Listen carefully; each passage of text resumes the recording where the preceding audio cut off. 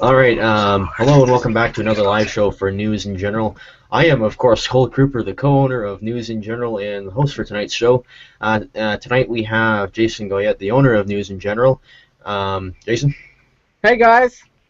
And, of course, we got Chris Call with us as well tonight. Hello. There we go. So we got a bunch of stuff to talk about, mainly the police tyranny. Maybe we got to talk about that, and we got some iPad news to talk about as well in tonight's stream as well. So let's get down to the first topic tonight. A cop uses a taser on a woman who refused to expose herself, as in this cop wanted her to. Yes. Basically, the cop wanted to see her breasts. And he went into her workplace and demanded to see that. And when she refused, he pulled on his taser and once again asked. And after that, she refused. Chased around the building for a little while and fired the weapon a few times. She's now suing. So, Chris, what do you think of that one? Well, my question is, did she get hit by the taser? No. No, so it was just it was attempted assault. Yeah. I don't know. I mean, we see stories like this all the time, and it's I think it's a lot. This incident happened actually a while ago too. Yeah, 2011. Years ago. It's just starting to come out. Yeah. Wow. Well, when I see these sorts of things, I happen to think the same way about when people say there's more earthquakes now, or people say there's more natural disasters now, and there are, but the idea is that the internet is propagating these stories way more. There you go. You know, you hear. Well, you're right. This stuff has been going on for a long time. But now we're really seeing it because of the internet. Exactly. But we should still be pissed off about it. Yeah, absolutely. But I'm upset with the officer. I'm not upset with the organization. No, same here. I'm not saying the police are bad. I'm saying the officer is. Saying the entire police force because of one officer is mad isn't fair to that police force. Exactly. In that case, I mean, obviously his conduct was out of order. I don't think that's debatable. The one thing that bothers me is actually, let me make sure I find the part of the article down here, but it talks later in the article about how she had been reporting to his superiors that his conduct was inappropriate prior to the incident. Correct. And that she feels that they didn't do enough to stop it from continuing. Mm-hmm. And he chased her around the building and everything. With the taser. Well, obviously, it sounds like it was going on for a little while and escalated to this at some point. Yeah. So at what point do you think, Cole and Jason, that an employer, especially in the case of a police officer, that the employer has to step in and take a look at what the conduct of the employee is and make a call about whether or not that's enough to to do something? Good question. They gotta be able to prove it too. If she doesn't have any proof when she was making these accusations in the beginning, what are they supposed to do? Exactly. There's got to be a line somewhere, and they talk about this all. And it relates to, people talk about them. Anytime somebody commits a major crime, they say, "Oh, well, there were signs there, and nobody acted on them." It's a tough call to say. When is the the activity becomes so inappropriate that somebody needs to intervene and somebody needs to change something about it. And they also risk themselves as well. Exactly, and then on top of that, they risk other lawsuits too. If they take an officer and they bench him, they even if they give him leave with pay while they're doing an investigation, if that doesn't turn up anything, I mean, for all they know, the officer's going to turn around and take civil action on them, slander or something like that. You never know what people are going to do nowadays, so it's a really tough call. Yeah. But still, I think the story itself is terrible, obviously. When can we absolutely say we trust cops? We trust every cop. When do we say that? Or will we ever be able to? Well, I don't. A police officer is like any other person. I mean, do you trust every toll booth operator? If you handed a toll booth operator 50, but also they've been sworn in to protect and serve. That doesn't make a difference. They need to protect us, not come after. They're not come after us and zap us with a taser just because we didn't show them our breasts or our cocks or whatever. But they're just like everyday people, just with a little more power, So they've still got those everyday problems, that underlying bullshit that everyone else has. Well, this is where they're using too much that power. They're acting like they could. Overusing it, yes, they're using it. Yeah, they can make people. They think they can make people do whatever they want. Well, they tried to. The officer in this case tried to bully this woman into giving him a little show. Be careful with the general terms like they and them. Yeah. Yeah. Remember, here's my attitude. Him. Him. I treat a police officer the way that they're treating me. So if I get stopped on the side of the road and the officer's being respectful, I'm going to be more than respectful. Absolutely. Fair enough. Absolutely. Yeah. I totally agree. Me and my friend, we walk a lot in my neighborhoods late at night. He gets out of work at like 11 or 12. We walk from like 12 to 2 o'clock in the morning.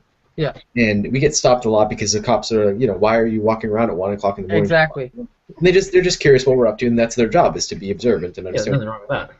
And again, it's the same situation. Most of the time, they're pleasant. They're just curious. We chat with them a little bit, and send us on our way. Yeah. Now I got a question. Well, hey, before you do that, Jason, we're not saying that all police are bad. We're just saying there are that percentage of them, though, that abuse their power, as this officer in this case did abuse his power into trying to use his power to get a little show from this woman. I understand you, and I know what you're saying. I'm just saying, be careful of general terms so that you don't. Them, exactly. Him, the so-called officer in question. Mm. But what I wanted to question you about is did he ask for identification when they stop you when you're just walking? Because they gotta have a probable cause to. Well, think about someone walking around at 1 in the morning is a little suspicious to begin with. No, but see, that's the thing. So does that mean everybody's out to do something harm at 1 a.m.? You're misunderstanding the law. An officer doesn't need probable cause to identify you. What, I couldn't hear you. You just broke up. What did you say? Sorry, an officer does not need probable cause to ask you for identification. Mm. Are you really? An officer needs probable cause to make an arrest or to search a vehicle or something like that. They only need reasonable suspicion to request a form of identification. Mm-hmm. And anytime they interact with you, they're allowed to ask for identification in the first place. In New Hampshire, anyway, the three things you have to absolutely by law tell a police officer at any time are who you are, where you live, and why you are where you are. So if you tell them that they're okay with you telling that, but they have to have your identification as well. That's the other thing, is they don't need to, but they can ask you questions to identify you. Yeah. So by law, you have to be able to identify yourself to a police officer. That could be in answering questions. That could be in showing a license. Whatever it may be. But that's understandable too.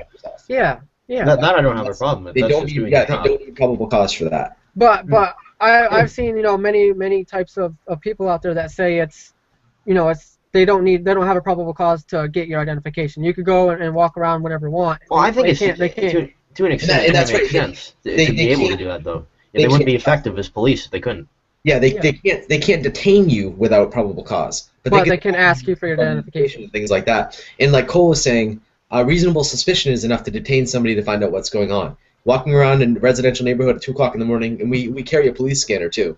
Oh wow. It's fun to listen to. Oh, and, I listen to it all the time. So walking around at 2 o'clock in the morning in a residential neighborhood with a police scanner, that's reasonable suspicion to say, okay, what are you guys up to? We want to know. Yeah, but they don't. That's a really common thing that people on the internet seem to think, is that you don't. Well, thank you for clearing that up. Thank you for clearing that up. That's one thing that's misunderstood. That's actually the first thing that she went over in one of the criminal law classes I took. Oh, nice. Perfect. No, if you study that, I'll have to have you on here even more.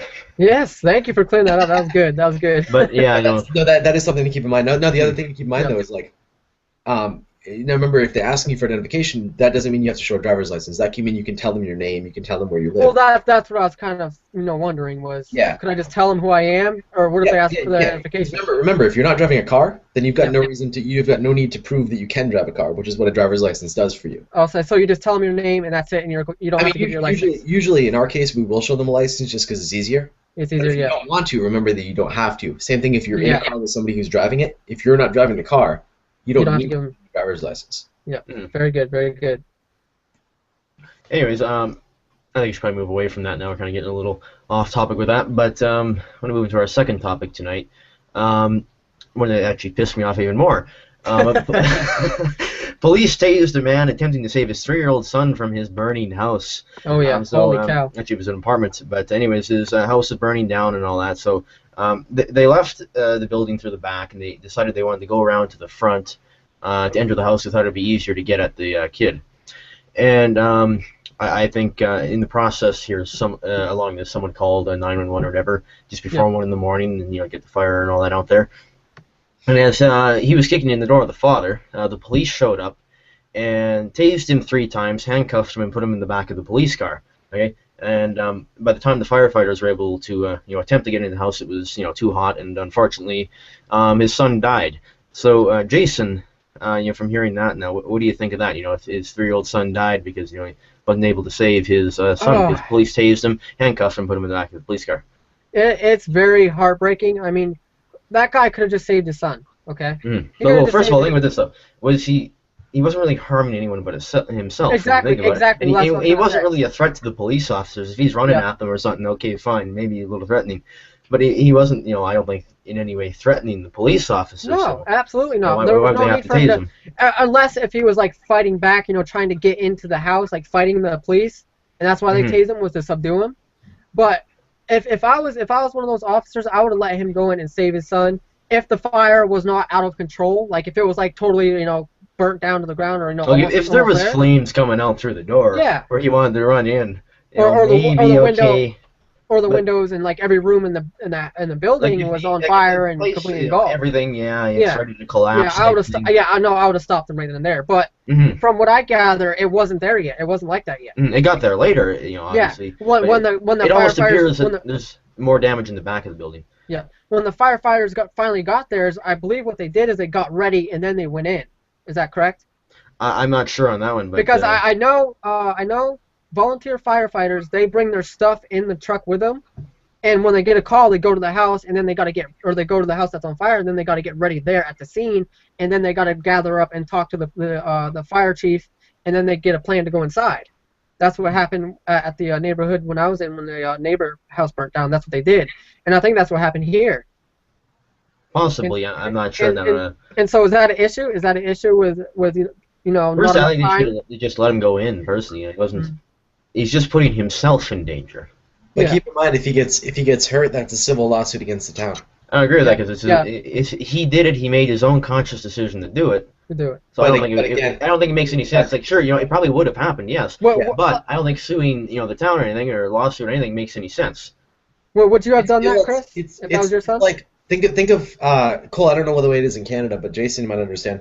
In America, we have in some states things that are called what's it called? Good Samaritan laws. Yeah, I know about those. Yeah, so if Cole's driving down the road and he's completely wasted and he crashes his car, and I go help him. Yeah, and Jason goes and helps him, but in the process breaks Cole's leg. Cole can't sue Jason because Cole. Well, okay, well, that doesn't really, I don't know how that ties into this situation because he was trying to do something. The police stopped him from doing it. But the police stopped him. The police didn't go there to help him. They stopped him from entering the building. But the kid died after. This is where it ties into. The police stopped him to help himself, to prevent further. Yes, but I think they should have just allowed him to do it. I think in this case the police did stand in the way. What would you say if the man went in and died as well with the kids? Would you have said that, oh, it's okay that he went in and tried to save his son, or would you say, oh, they should have stopped him? It's a good question, but like I said, if he really is determined to do it, why not try? Yeah. He could die. Listen, I totally agree. If that was my son or my daughter in there, I would have ran in. I would have done whatever I could to get past that cop. Would the outcome have been different? Was there just enough time for him to get in and out? Yeah. Get the kid? Exactly. I think it would have. Like, Jason, if you're put in that situation, your house burning down, you got a kid in there, what are you going to do? Just watch it all burn down? No. My kid's in there. And then wait for the firefighters to get ready? I mean, you're sitting there waiting for them to get ready, you hear your kids in the background. Looking at this burning house going, well, this is an awful situation to be in. Yeah. My kid's in there. Oh, what a terrible thing. I'm just going to wait for the firefighters to tell me they can't go in. But, at least try. Like, he was going to try, and then the police come and stopped him. Yeah. And the thing is I bet it'd be kind of hard to sit there and watch the the firefighters get ready, get their stuff on, and then enter while your son's screaming the whole time. You'd be going nuts, Yeah. Afterwards, it would be devastating to a person. Get the hell in there right now. Think about what this person's going to be thinking about for the rest of his life. Could I have saved him? Yeah, that's going to be the outcome have been different? God. Would that kid be here today? That's what's going to be going through someone's mind. They saved my life. My kid's dead. He can get a start at life. Think about the cop, though. The cop, the cop, at this point, may feel bad too. The cops are in the same situation. He said, I had to make the decision to let him go in. If I let him go in, would the son be alive? Would the father be alive? Yeah. I see where you're coming from there. It comes from both ways there. Yeah, it does. It's a tough call, and sometimes calls need to be made. Yeah. Do you think he made the right one? From my point of view, I think what happened is bullshit. They should have just let him do it. Personally, that's just the way I see it. Sorry, you disagree with me, but that's just the way I see it. Before I can say which way I decide on it, I'd have to know more information. I'd have to know the way that the article on News in General is written. It makes it sound like the police and the fire got there at the same time, which oftentimes. Well, it may or may not have. I wasn't sure, Yeah, but see, if the I don't think there was too much of a gap between it. If the fire department's already there, then I think the cop made the right decision. If the fire department hadn't responded yet, I can understand the police trying to stop him from going in, but I don't understand tasing him to stop him from getting in. And then I can see, if it was really bad, restraining him, Yeah, maybe try to restrain him, but you don't need to, you don't need to tase him. You don't need to tase him, or if you do need to tase him, do it once, not 3 times. Yeah, exactly. Like, wouldn't once be effective to take you down? Yeah, it would. Oh yeah. I agree with that. That's just the way I see it, you know. Yeah, no, I understand. I think we're getting tweets on Twitter here about this, which is kind of interesting. What's that? Yeah, we're getting tweets on Twitter about this. Okay, what are they saying? One guy here says, I think in reference to this, says, doesn't matter if it was his own free will on his own land, he should be allowed to do it. Yeah, I mean, I agree. I understand that perspective. I do. That's what that notification was then. Yeah. But I think they should, unless it was so bad that the police, knew that there would have been no possible way. Yeah. Then okay, fine, but. Did they need to tase him 3 times? Yeah. You know? But see, what does tase him 3 times mean? Does that mean that they pushed the trigger 3 times? Or does that mean that... Or does that mean that, yeah. Or does that mean 3 separate incidents the taser made contact with him? 3 times. But, how many officers were there, like, subduing him? Was it only 1 or a couple? I'm not sure, like, I think after you tase the guy, I don't think it'd be very hard to get him handcuffed at that point, you know? Yeah. He's probably going to be pissed, but... Was he charged with anything, Cole? Not that I know of, no. Yeah. See, there's a lot of questions. I think with more information, it'd be easier to draw. They probably just subdued him, like just detained him for a while until when I wrote about the story, the information there was that's usually information, and the rest of it was kind of missing. But usually it's just something like protective custody. We're stopping you from. Yeah, exactly. And, like if it was very apparent that it was impossible to do anything, then fine. But otherwise, I think they should just let him do it. You know. Yeah. I agree with that. Just let him do it. Let him go in and save his son. If he doesn't, then at least he tried. At least he tried. You go down a hero, you know? Yeah. You died a hero. I know some people may disagree with me on that one, but at least you tried. Like, what's going to be better? Sit there and watch your kid burn alive? Is that what you want to do? You want to sit there, watch your kid sizzle in your house? I honestly don't know what I would do if that ever happened. I think for any of us, your instinct tells you, it's going to be very divided. One part of you is going to say, get the hell away from the fire. The other part of you is going to say, go in. No, I'm not saying that. I'm saying that if I was being subdued, I would know what to do. I don't know if I would fight the cop and try to get in, or if the police, even if you are fighting, they still get you down. Yeah, no matter doubt what, about they're going to get you down. They just bring more guys over if you're going down anyways. I think from the father's perspective, the decision is obvious. I think from the police perspective, you need more info before you can make a call on that. Yeah, and there might be laws on that. They may have been ordered to stop him from going in. Well, then if that's the case, the law's bullshit as far as I'm concerned. Well, I doubt the law would actually say the police can. Yeah, the police can tase man trying to save it. I'm sorry, but if he wanted to go and do that, I think they should have let him. Yeah. I'm sorry. It's just the way I see it. They should have let him do it. But now, see, all right. Think about this. What if you're the son? What if you're the kid's mom? All right. You're married to the dad. And your father dies. Yeah. So a police officer who's supposed to protect and serve the general public, which would include the father, doesn't stop him from running into the burning building. The building collapses. They both die. Now you're out both of your family members because that officer didn't stop him. Good point, but. Protect and serve doesn't just mean people who are... Yeah, I see what you're trying to say there. Yeah. You're saying if the cop, at least one of them would be alive, is what you're saying, right? And... Oh, I just mean that the officer's duty to protect and serve. Yeah, I know, you trying to protect him from the fire type thing. Yeah. But even then, it'd be kind of one hell of a heroic story. Yes, I think for the longest time she'd probably feel like shit. It'd be quite pissed off, but it depends how you look at it, too, How would you feel if, the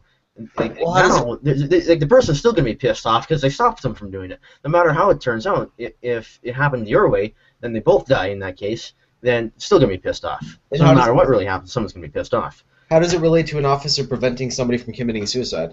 Say from jumping off a bridge. Yeah. He's protecting you he's stopping you from causing harm to yourself.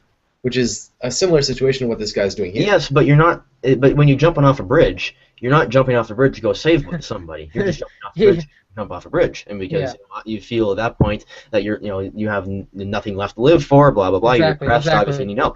But when you're going in to save somebody, you're trying to do something.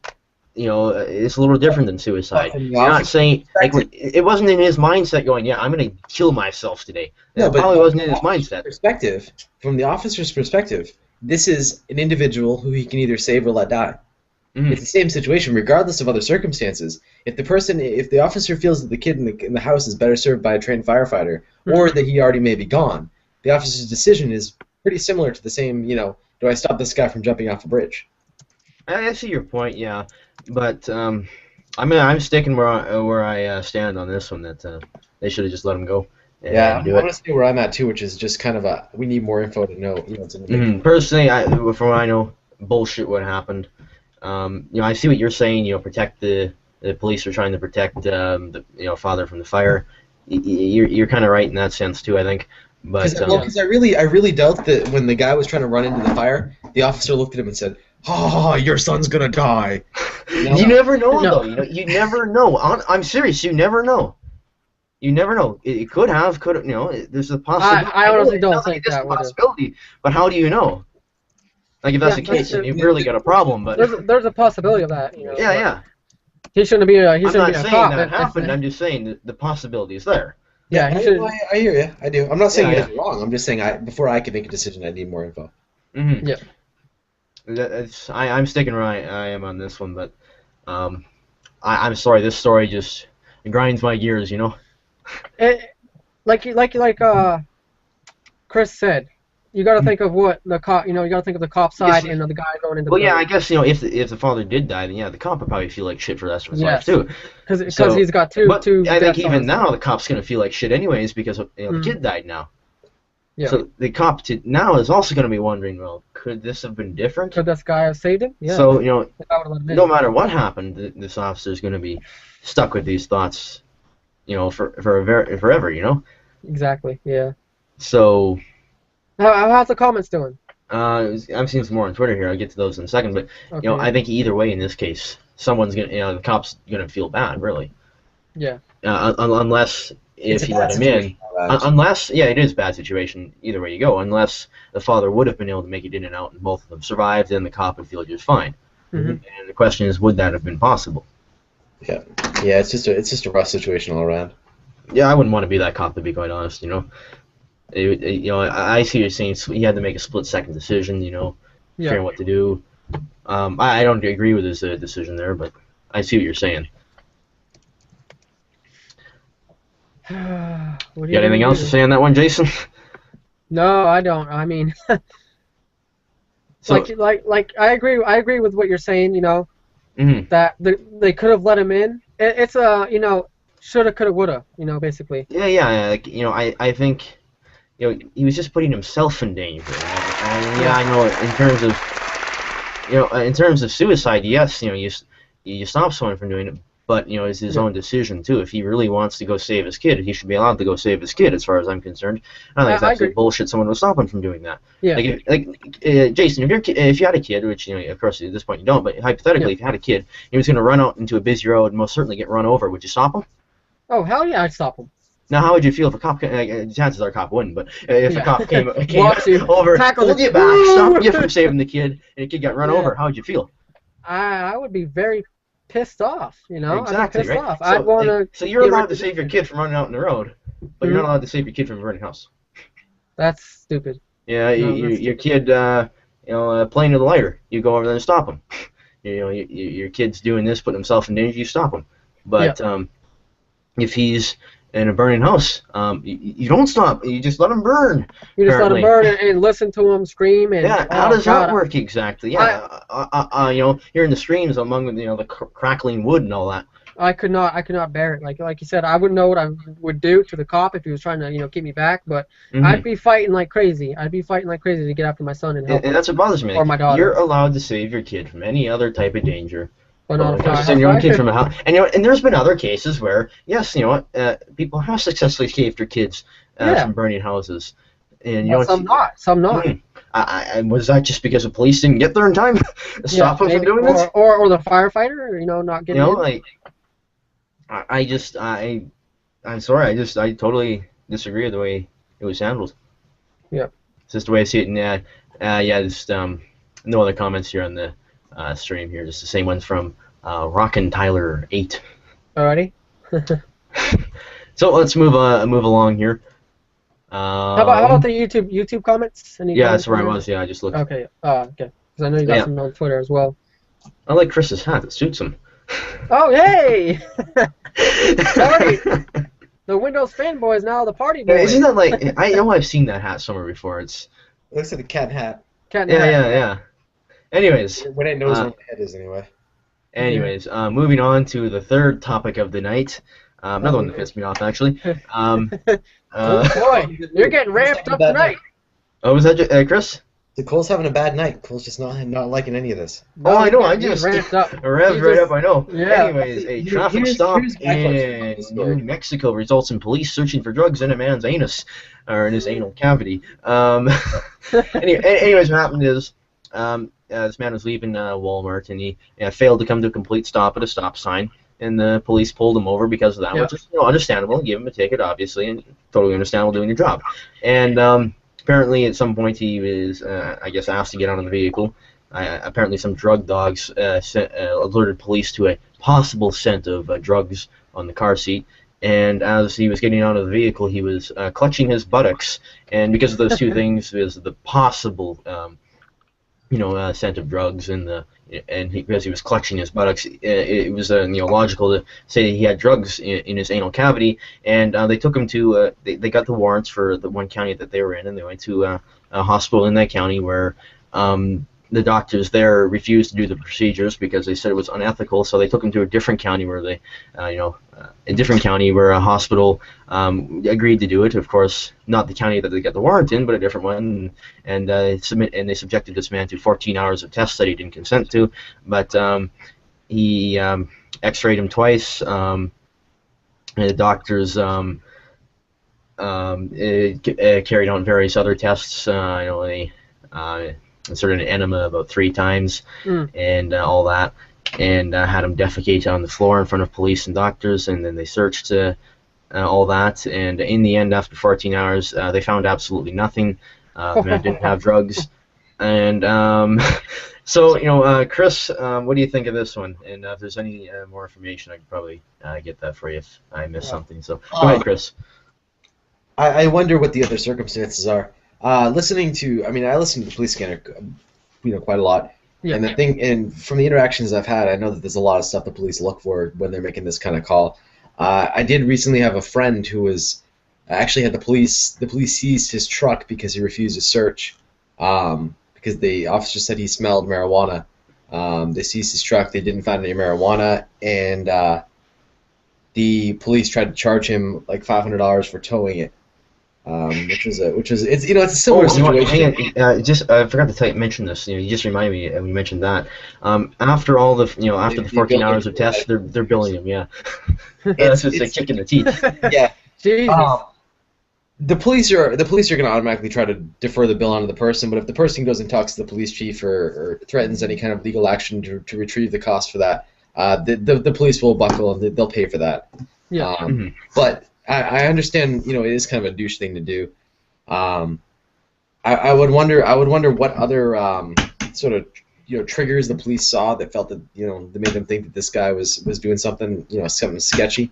But I would also like I said in the report, like I said, there was, other than not stopping the stop sign, their drug dog apparently smelled a possible scent of drugs. And apparently there was other cases too. I'm seeing online. I didn't write about this. There's other similar cases in the same state, in the same county, with the same police dog and with the same procedures and tests that they've conducted in all those cases. They didn't find anything. There's about 3 times. It's worth noting that in New Hampshire, if an officer stops you and has some reason to suspect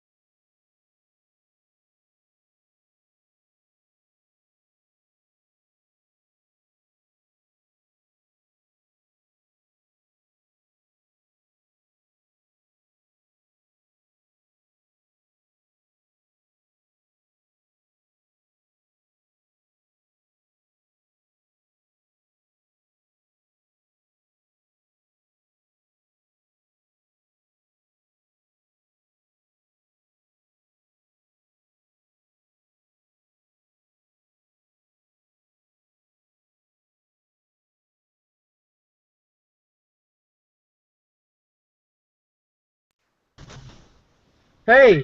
All right, there we go. Hey, Computer look hibernated at that. on me. Look who took a break. Sorry guys, we're back. We're live now. No, my computer battery died, so it just kind of went to sleep for me. Anyways. And then me and Jason keep talking, and we realize that when you departed, it took us off air. Yeah, Yeah, I'm like mentioning before we stuff keep going, you forgot. We make sure. Anyways, I think we're back, so you might as well pick up where you left off, Chris. I know you were starting something. Real quick, make sure we're still on YouTube. Make sure Yeah. Yes. I'm pretty sure Alright. we are. I think we're back. Rock and Tyler Yeah. just tweeted us. We are live now, yeah. Yep. Yeah, All we're right, back. cool.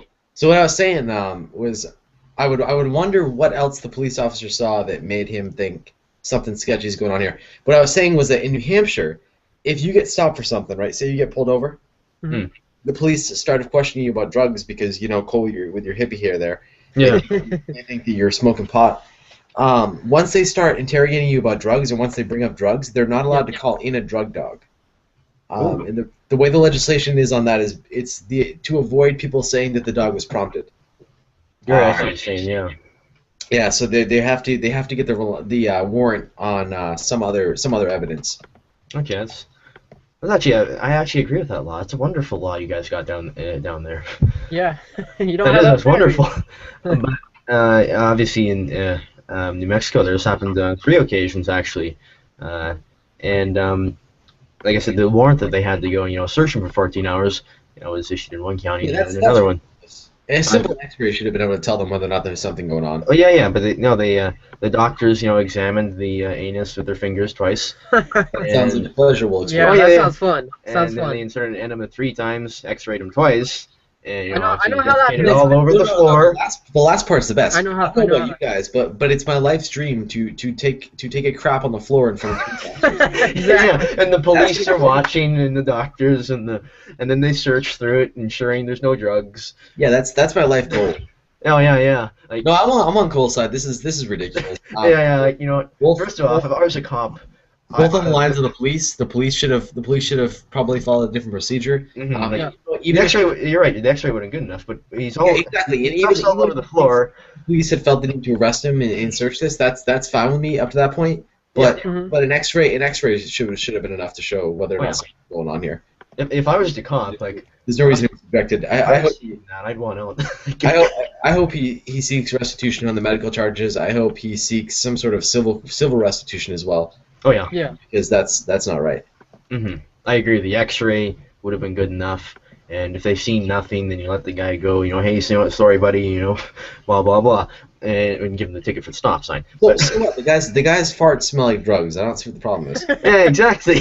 He just like I'm sorry, and I was seeing on another website too. This happened like 2 other times. The woman and they did different procedures on her. I didn't get the full details. Maybe I'll write about it, but it's interesting. Same drug dog too. I feel sorry for the guy. 'Cause I know how he feels. Yeah. I know how he feels. How do you know it's the same dog? It's the reports I was seeing. They're saying it was the same drug dog. So No, that's a problem. yeah. That dog's prompting either being prompted or he's needs to be retrained. That's a dog. Mhm. Or these people in other cases did do drugs. Maybe they had a history of doing it, and the dog really did smell something. Yeah. But in this case, like you're right. The X-ray I think would have been sufficient in all of the cases. But I will have to do research into those cases to more information on those. But so Jason, how would you feel if? Well, I know, but yeah, how would you feel if that situation you found yourself in a situation like that? I hope I don't, because actually, I got an ostomy, so they'd have to go through that, I guess. Yeah, So wouldn't it even be easier for you, Jason? Wouldn't it Yeah, be I easier? could just like, okay, here you go. Here's my ostomy. Go ahead and start through it. Yeah. Like, I'm sorry, but if I was in that situation, I'd be royally pissed. Like, you're putting your hands down there, you're inserting stuff down there. I'm like, hey, I don't have a butthole, so there's nothing up there. Like, After an X-ray, I'd demand to call a lawyer. Yeah. After an X-ray, if you guys just looked inside me, didn't see anything sketchy, I want to talk to a lawyer before you go any further. I agreed. Yeah, I agree with that 100%. Yeah, and it shouldn't have like the first sign been like when the first group of doctors said it was unethical for them to do it. That's a really obvious sign. I'm sorry, I gotta say this comment. Rock and Tyler 8 on YouTube says if they feel the need to search him that much, then he better have 5 tons of cocaine on him. You know, yeah, but you know, could you fit that up there? Like, it seems like a lot of work to put it there. Yeah. Have you guys ever heard the artist Stephen Lynch? He's a comedian. Stephen Lynch. No, I never heard of him. No. He's got a song called Three Balloons, which is a story about him being a drug mule. Oh boy. Oh boy. I already know where this is going. It's hilarious. Check it out sometime. Okay, Stephen Lynch. Stephen Lynch got Three Balloons. All right, guys. The audience can check it out as well. Stephen Lynch. So, yeah, Chris, you know, if you ever find yourself, you know, getting pulled over, do not clutch your buttocks. Yeah, there you go. Wouldn't want to do that. Yeah, so I've learned my lesson. If I ever have diarrhea, I cannot drive a car. Right. Yeah. You stay at home for many days. Yeah. Order my food in. Yeah, exactly. Yes. You know, because they're obviously going to think that you have drugs down there, and they're going to subject you to 14 hours of tests to find absolutely nothing. You got to question probable cause. After an hour of tests, you have to question probable cause. I mean, yeah. If the guy gets out of the car reeking of marijuana and is clenching his butt, then yeah, he's got something up there. It has to be consistent. Your probable cause has to stay with the thing. If at any point you lose that probable cause, that's it. You're done. Yeah. Mm-hmm. Yeah. You know, and that's a really big deal. If you look inside me with an X-ray, you don't see anything suspicious. Mm-hmm. I'm really questioning what basis you have to keep going. Exactly. Yeah, you got a good point. Yeah, why keep time to going get if the the X-rays glove turned up on, nothing? guys. Time to get the glove on, guys. Yeah. When I hear that glove snap behind me, I'm gonna say, wait a second. Wait. I'm having nightmares tonight, guys. Yeah, like you get that pulled used to happen to over. me all the time. Yeah, you get pulled over, and you know you get asked to bend over. Yeah. What is that? You know, yeah, X-rays would be good enough. I'm glad I don't have to deal with that anymore. Thank God I have an ostomy. Yeah, you just give it to them. Here you go. Yeah. Search through it, guys. But you never thought you'd say that, just. The police can't. The doctors can't put their hands up there anymore. Nope. You know, wow. And then they bill them for that. That's gonna be. and the top of it is they bill him for it. Yeah. What in the yo?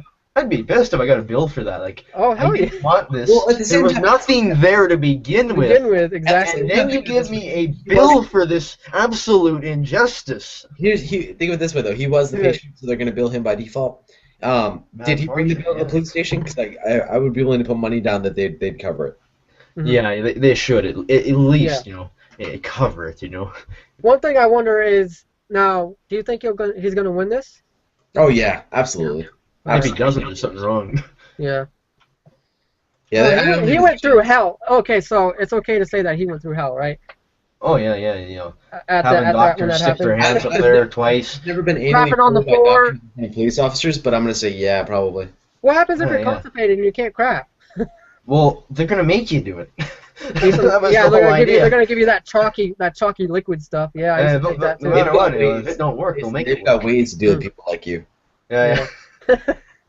Which is, you know, the X-ray should have been enough. Yeah. Like if they see an object in there, then yes, keep going.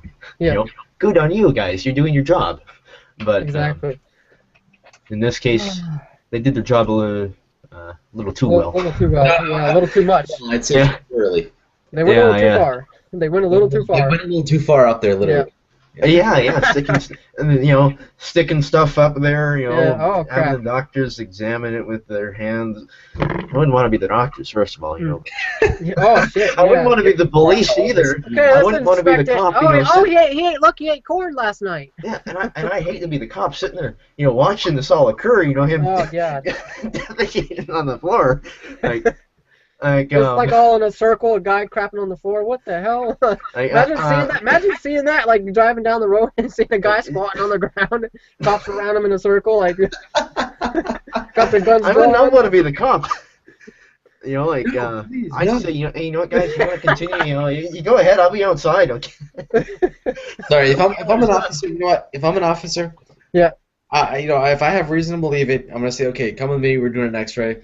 Do an X-ray. Exactly. Nothing on the X-ray. I'm not gonna be like, all right, well, I want to see somebody stick their fingers up this guy because I need to know if there's drugs up there. No, I don't want to see that.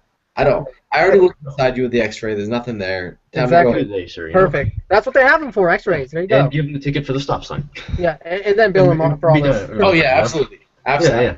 I would definitely write you for the stop sign though. I want $50. That much is fair. If they do it, then they're doing their job. But if they did in that case, but that's just the way I see it, and I think we're all in agreement on that one. And I think we're dwelling on the topic too much.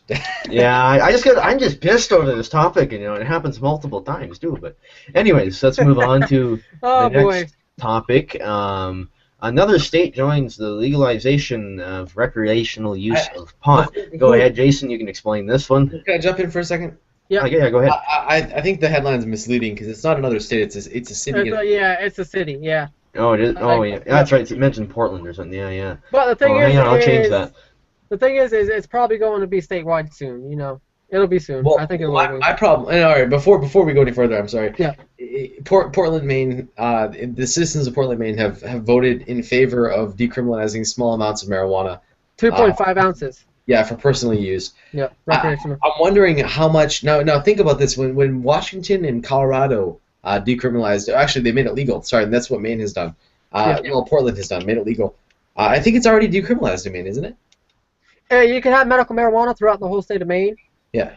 But only in Portland you can have recreational use for marijuana. Yes. Well, not quite yet, but they voted for it. They voted for it. It's going to pass 9,000. It'll take time for the law to be drafted. Yeah. But anyway, when Washington and Colorado voted in favor of recreational use, people were questioning whether how much the DEA was going to step in and protect them, and the thing that they how much the DEA was going to step in and cause problems, I should say, and the thing that really saved them was having both of them have state police forces that were in favor of doing their jobs, which is to enforce the laws of the state.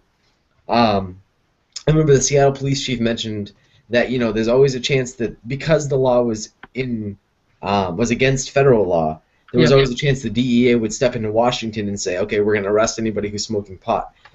Now, the thing that I liked was that the Seattle police chief said, they can do that. That's within their rights to do that. It's federally legal, and they're allowed to enforce that.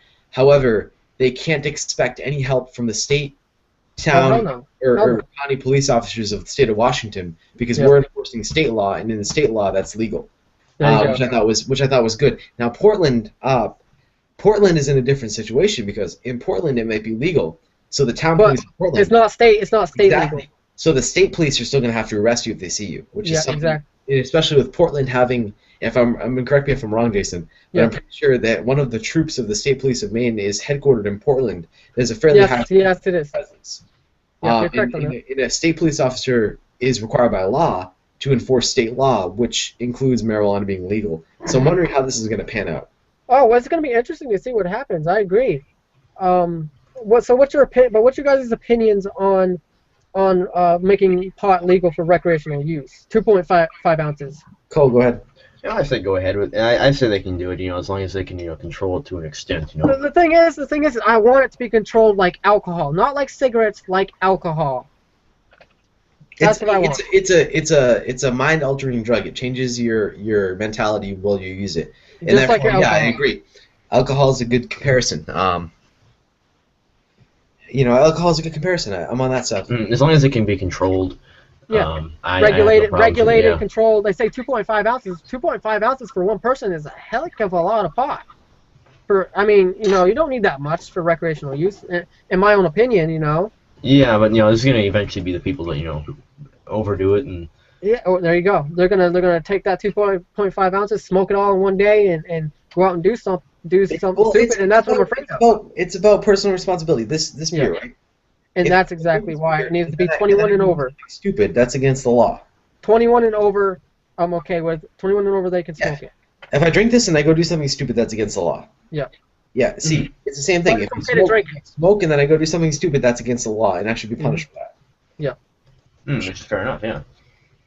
So yeah, my opinion on it is like as long as they regulate it like alcohol, I'm okay with it. If it goes statewide, if it goes countrywide, I'm okay with that. Do you think that this will help out the debt and stuff and help out Maine? Like I do personally. I think it will. Tax the hell out of it. Does Maine have a deficit? Yeah, I think it does. Yeah. Because I know New Hampshire doesn't. I gotta look at it.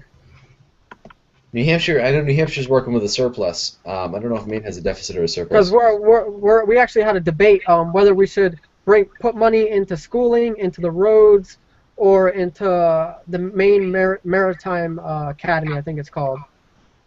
And there was a debate and they're debating on where to put the money at. And so maybe these debates will go away if they tax marijuana and they have all the money to give it to Now Rockin' Teller 8 just messaged or tweeted at me at us actually on Twitter, and he says so basically the law is negated, and I think it's important to realize that that's not the case. In the city of Portland, there's no ordinance that says that says that the marijuana is illegal for personal use. So that means city cops. It's important to remember that state law overrides a city ordinance. And state law still says that recreational use is illegal. And then on top of that, a federal law overrides the state law, and that also says that it's illegal. So keep that in mind, yeah. Yeah, in a sense, if this gets passed, like I believe it will, because look at the margin. I mean, 67% are voting for this to be passed, so it's going to be passed no matter what, I think, in my opinion. But after a while, I think it'll go statewide. I honestly do. And when it goes statewide... Yeah, give it time. It's changing. Yeah.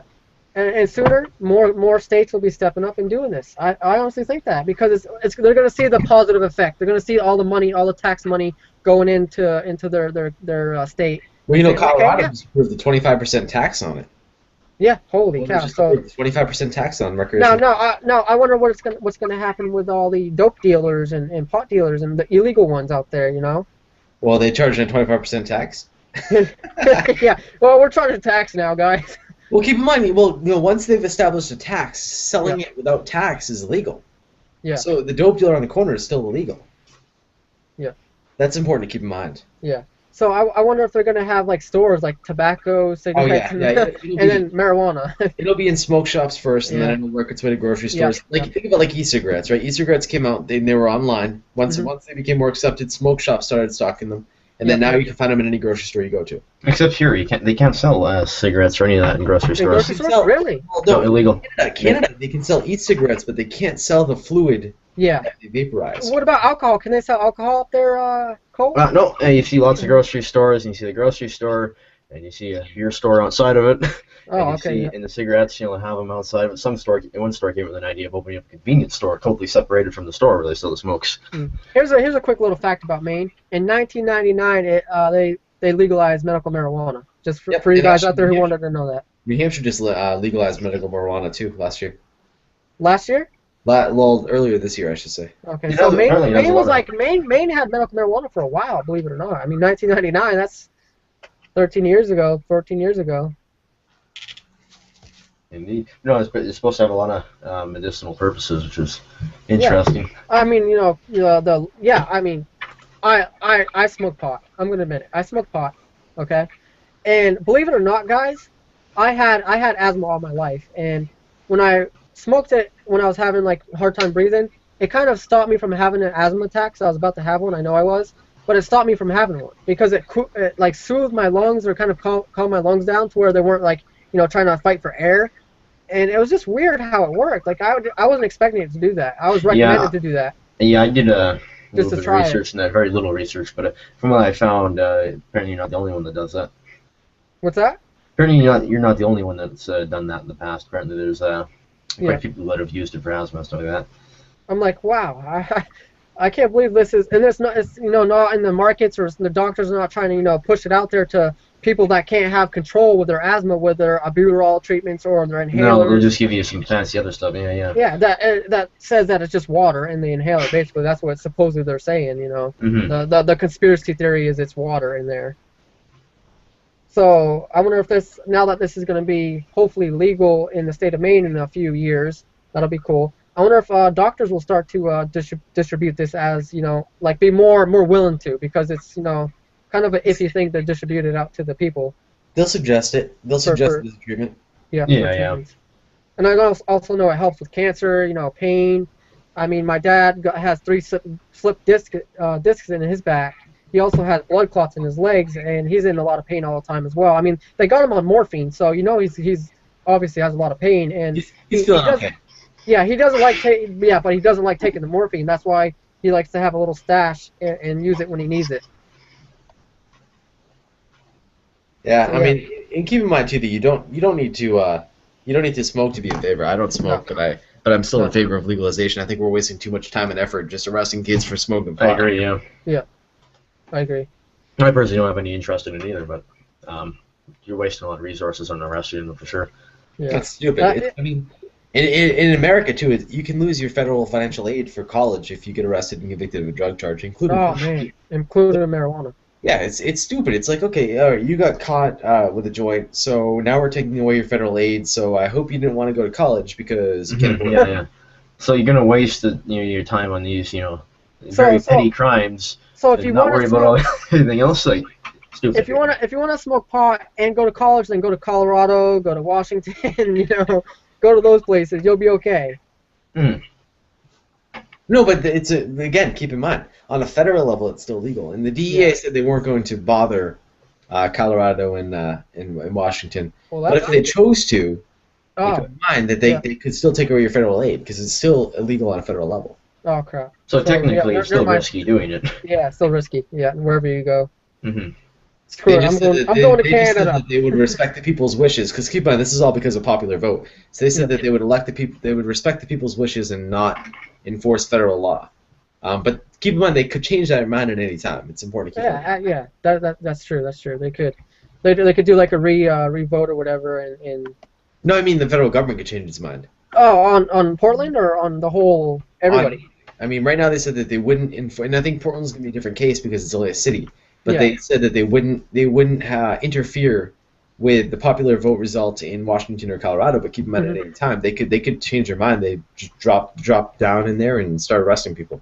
Yeah. You know what's funny is I didn't even introduce the article. We just started talking about this. Right? I think it was simple. I think I interviewed. Yeah, you did a good job at introducing it. Sorry about that. I corrected, and I changed the title of it too. Oh yeah, I see that. Yeah, thank you. Portland, Maine legalizes recreational use of pot. Yeah, I got that. Thank you. Yeah. I hijacked it from you, Jason. So let me get some margins here. Vote comes in with a margin of 9,921 by 4,823. Clearly, the legislation referendum held the advantage with over 67% in favor of the legalization of referendum of pot. Yeah, I have no problems with them doing that. I say go for it.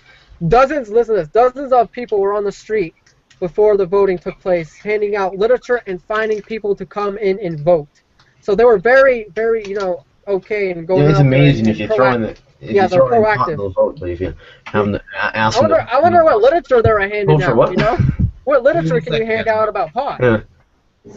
Hey, they care about this, but Jason. Bob Marley literature. But Jason, think about it. Any other election, like say presidential election or civic election, nobody cares. Really, nobody does. And then you bring out this pot thing. Everyone wants to vote. Yeah, it's like, oh yeah, let's go in. Yeah, we're proactive. Let's go. Let's go change the world with pot. It's just amazing how it works. Like, yeah, maybe that'll be incentive in the future for. I honestly think some of the politicians out there that are against pot or have actually tried it and probably still try it. Oh yeah, they probably do it in the back. Like, look at Rob Ford there in Toronto. Yeah. He finally admitted that he smokes crack. It took him long enough, but he finally did it. Hey, this is one thing I want to mention to you guys. In the article, make sure to check out the links in the description because we'll have all articles posted. You can get all the full news there. But I also want to mention that, I'm worried that smoking pot and making it legal for recreational use could actually influence others to try other types of drugs, the more hardcore drugs. It could be a big segue for people, Yeah, that's what I'm worried about. That is what I'm worried about. So, like you said, if they do what they need to do, if they put all the monitor it correctly and have laws on it, and then I think it'll be okay. And if they tax it as well, because yeah, make some money too. Like with cigarettes, tax the shit on all those. Yeah, exactly. And the cool thing was that in Colorado, the voters approved the 25% tax. Mm-hmm. Oh wow! So yeah, there you go. There was a couple different tax levels on the ballot. One of which was not tax it. Mm-hmm. The voters approved the 25% tax. They said, it's definitely something they were interested in. Yeah.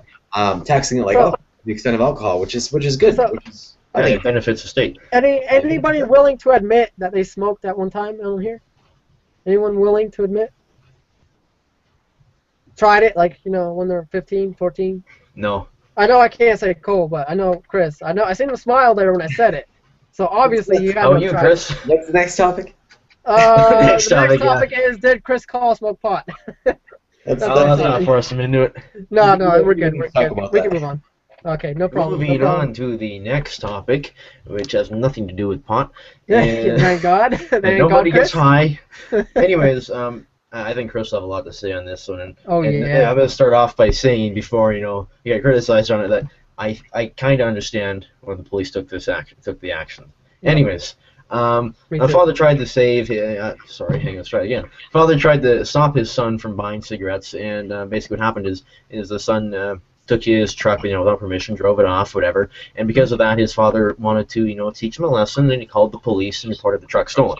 Now, the police found him, and they tried to pull him over, and apparently he didn't cooperate, and he rammed the police vehicle and sped off, sparking a police chase, and he drove it through the campus of some university in Iowa there, and apparently he was driving erratically, he was putting pedestrians in danger, blah, blah, blah.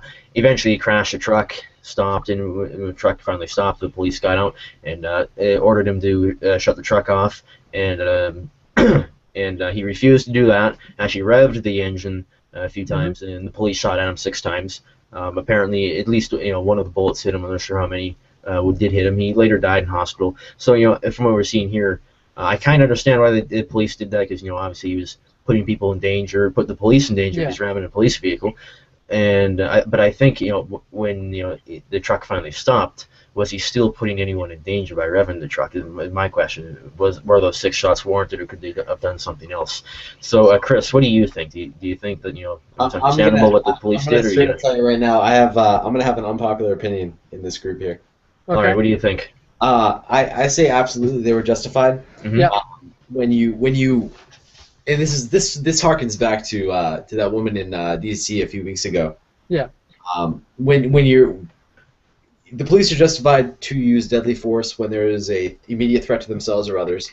One thing I thought was interesting was that the article says that the guy was unarmed, which is totally untrue. He's got a truck. He's got a truck. Vehicle, yeah, but in terms of firearms. He had the truck, and not only did he have a truck, but he was absolutely and intentionally using that truck as a weapon. As a weapon. Yeah, I think it became a weapon when he hit the police vehicle. Yeah. And he deliberately rammed cruisers. He was driving at high speeds through residential neighborhoods, putting everyone in danger. I think that if he had just been sitting in the truck without reacting, that the gunshots would have been over the top. They would have been unacceptable. So you're saying if he would have just continued driving normally? Once he had stopped, if he just sat in the truck without reacting when they told him to turn put the his engine. hands up or something. Oh yeah, exactly. Just say, hey, you know what? We're done now. So revving the engine, is straight up telling the officer, I could just keep going. And if So you're basically saying that he's not done. He's going to keep going until. I'm gonna say in this situation, I'm gonna make an analogy out of it. Yeah. I'm gonna say that him revving the engine in this situation was like if a bank robber killed somebody, walked out of the bank, the police had put the gun down, and rather than putting it down, he put it held up. Yeah, I see what you're saying. I see what you're saying. Actually, I didn't mention an opinion I on. can still use this. I see what you're saying. And that's what the officer shot him. Actually, I think, Chris, you expect me to disagree with you, don't you? Yeah. I do. No, I know. I don't surprised. actually. I do We not all agree. disagree with you, and that's actually why. Wait, hold on. Wait a second. We can do this. We have the technology. Yeah, go ahead. I don't have to clap my hands. There you go. We have the technology. Slow technology. If it What's works, taking so long? Come on. There we go. But I don't necessarily disagree with you, because obviously he was putting people in danger by driving erratically, dangerously, and you do have a very good point by saying it's like he held up the gun when he started revving the truck. So I guess in a sense, yes, I do understand why they shot him. Yeah. And that's why I didn't say yes or whether I agree with the police or not in the article. I do agree with you, Chris, on that one. It's what I was saying too is, like, at that point when he was stopped and all that, and when he was finally stopped, like the truck wasn't moving, he was revving the engine, but since the truck wasn't moving, was he really putting anyone in danger at that point? Like, yes, prior to that, he was putting people in danger. Yeah. Revving that engine is just saying I could keep going. That's the same as raising. So you're saying that, from the point of view of the police, you're saying that it's looking to them like he wants to keep going, he's not done, and he's put up a hell of a fight to stop him. That's what it is. And then again, and this is where a lot of people start to disagree with me. Yeah. So I've heard people say, well, why didn't they shoot up the tires? Why didn't they shoot the engine to stop the car? I mean, I don't know if you guys have. I mean, I've had any experience or looked into this at all. It's not easy to stop a vehicle with a 9mm gun.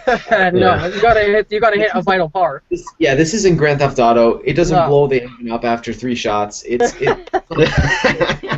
If it really worked like that, the police would have an easy job. Yeah, You're exactly. an officer, especially after he's already deliberately and clearly put the public in danger, as well as you and Right. your officers. Yeah. You want to fire that gun and you want it to stop the problem. You don't want to sit there and go, well, I hope I hit what was important. Mm-hmm. And you look at the truck here. I don't know if you've seen the article or not. Yeah, it's like an F, 250 or 350. So it's a fair sized truck, so you can. Yeah, it's a big truck. And one, it's hard to kind of stop those things when you get them moving. Well, the other thing too is you remember I said earlier that when an officer when an officer is respectful to me, I'm respectful back to them. Yeah, I would expect that to work both ways. Where if I'm a dick to the officer, I wouldn't expect any more respect from him than I'm giving him. Exactly. So you're saying, like in this case, he rammed the police vehicles. Here, you're saying that this treatment he got afterwards is totally warranted. Exactly. Justified. If I'm running from you, and then I ram your police vehicles, that's literally me. That's literally, and I mean literally. Mm-hmm. Deadly weapon. I don't care about your life. Yeah. Mm-hmm. Get out of my way. Yeah, exactly. The officer at that point has to think with the mentality of he doesn't care if I live or die. He obviously doesn't care if anyone around him lives or die. Someone has to do something to stop this before someone does die or get injured. Exactly. As you're saying, yeah. And the interesting thing is, I just thought of this, is the police here actually mentioned this a few months ago, that these trucks, the same type of truck you see here, is almost the closest thing you can get to a tank, for a consumer, Oh, yeah, So they're driving these things down the road real fast and all that, you're putting a lot of people in danger. Absolutely. And I mean, I understand. I would guarantee you that the officer had a bit of conflicting thought, and I would also guarantee you that after he fired the guns, after he fired the gun, the first thought in his head was, did I just screw up? But I would say that he didn't. I think he made the right call. It's obviously an unfortunate situation. And so the question is, though, would he have been able to back the truck out of there and keep going? And keep going. Yeah, how bad was the damage? How bad was it? Well, it looks like side of it's a little crunched up. Bashed in, but it looks like it's still. I think he could have.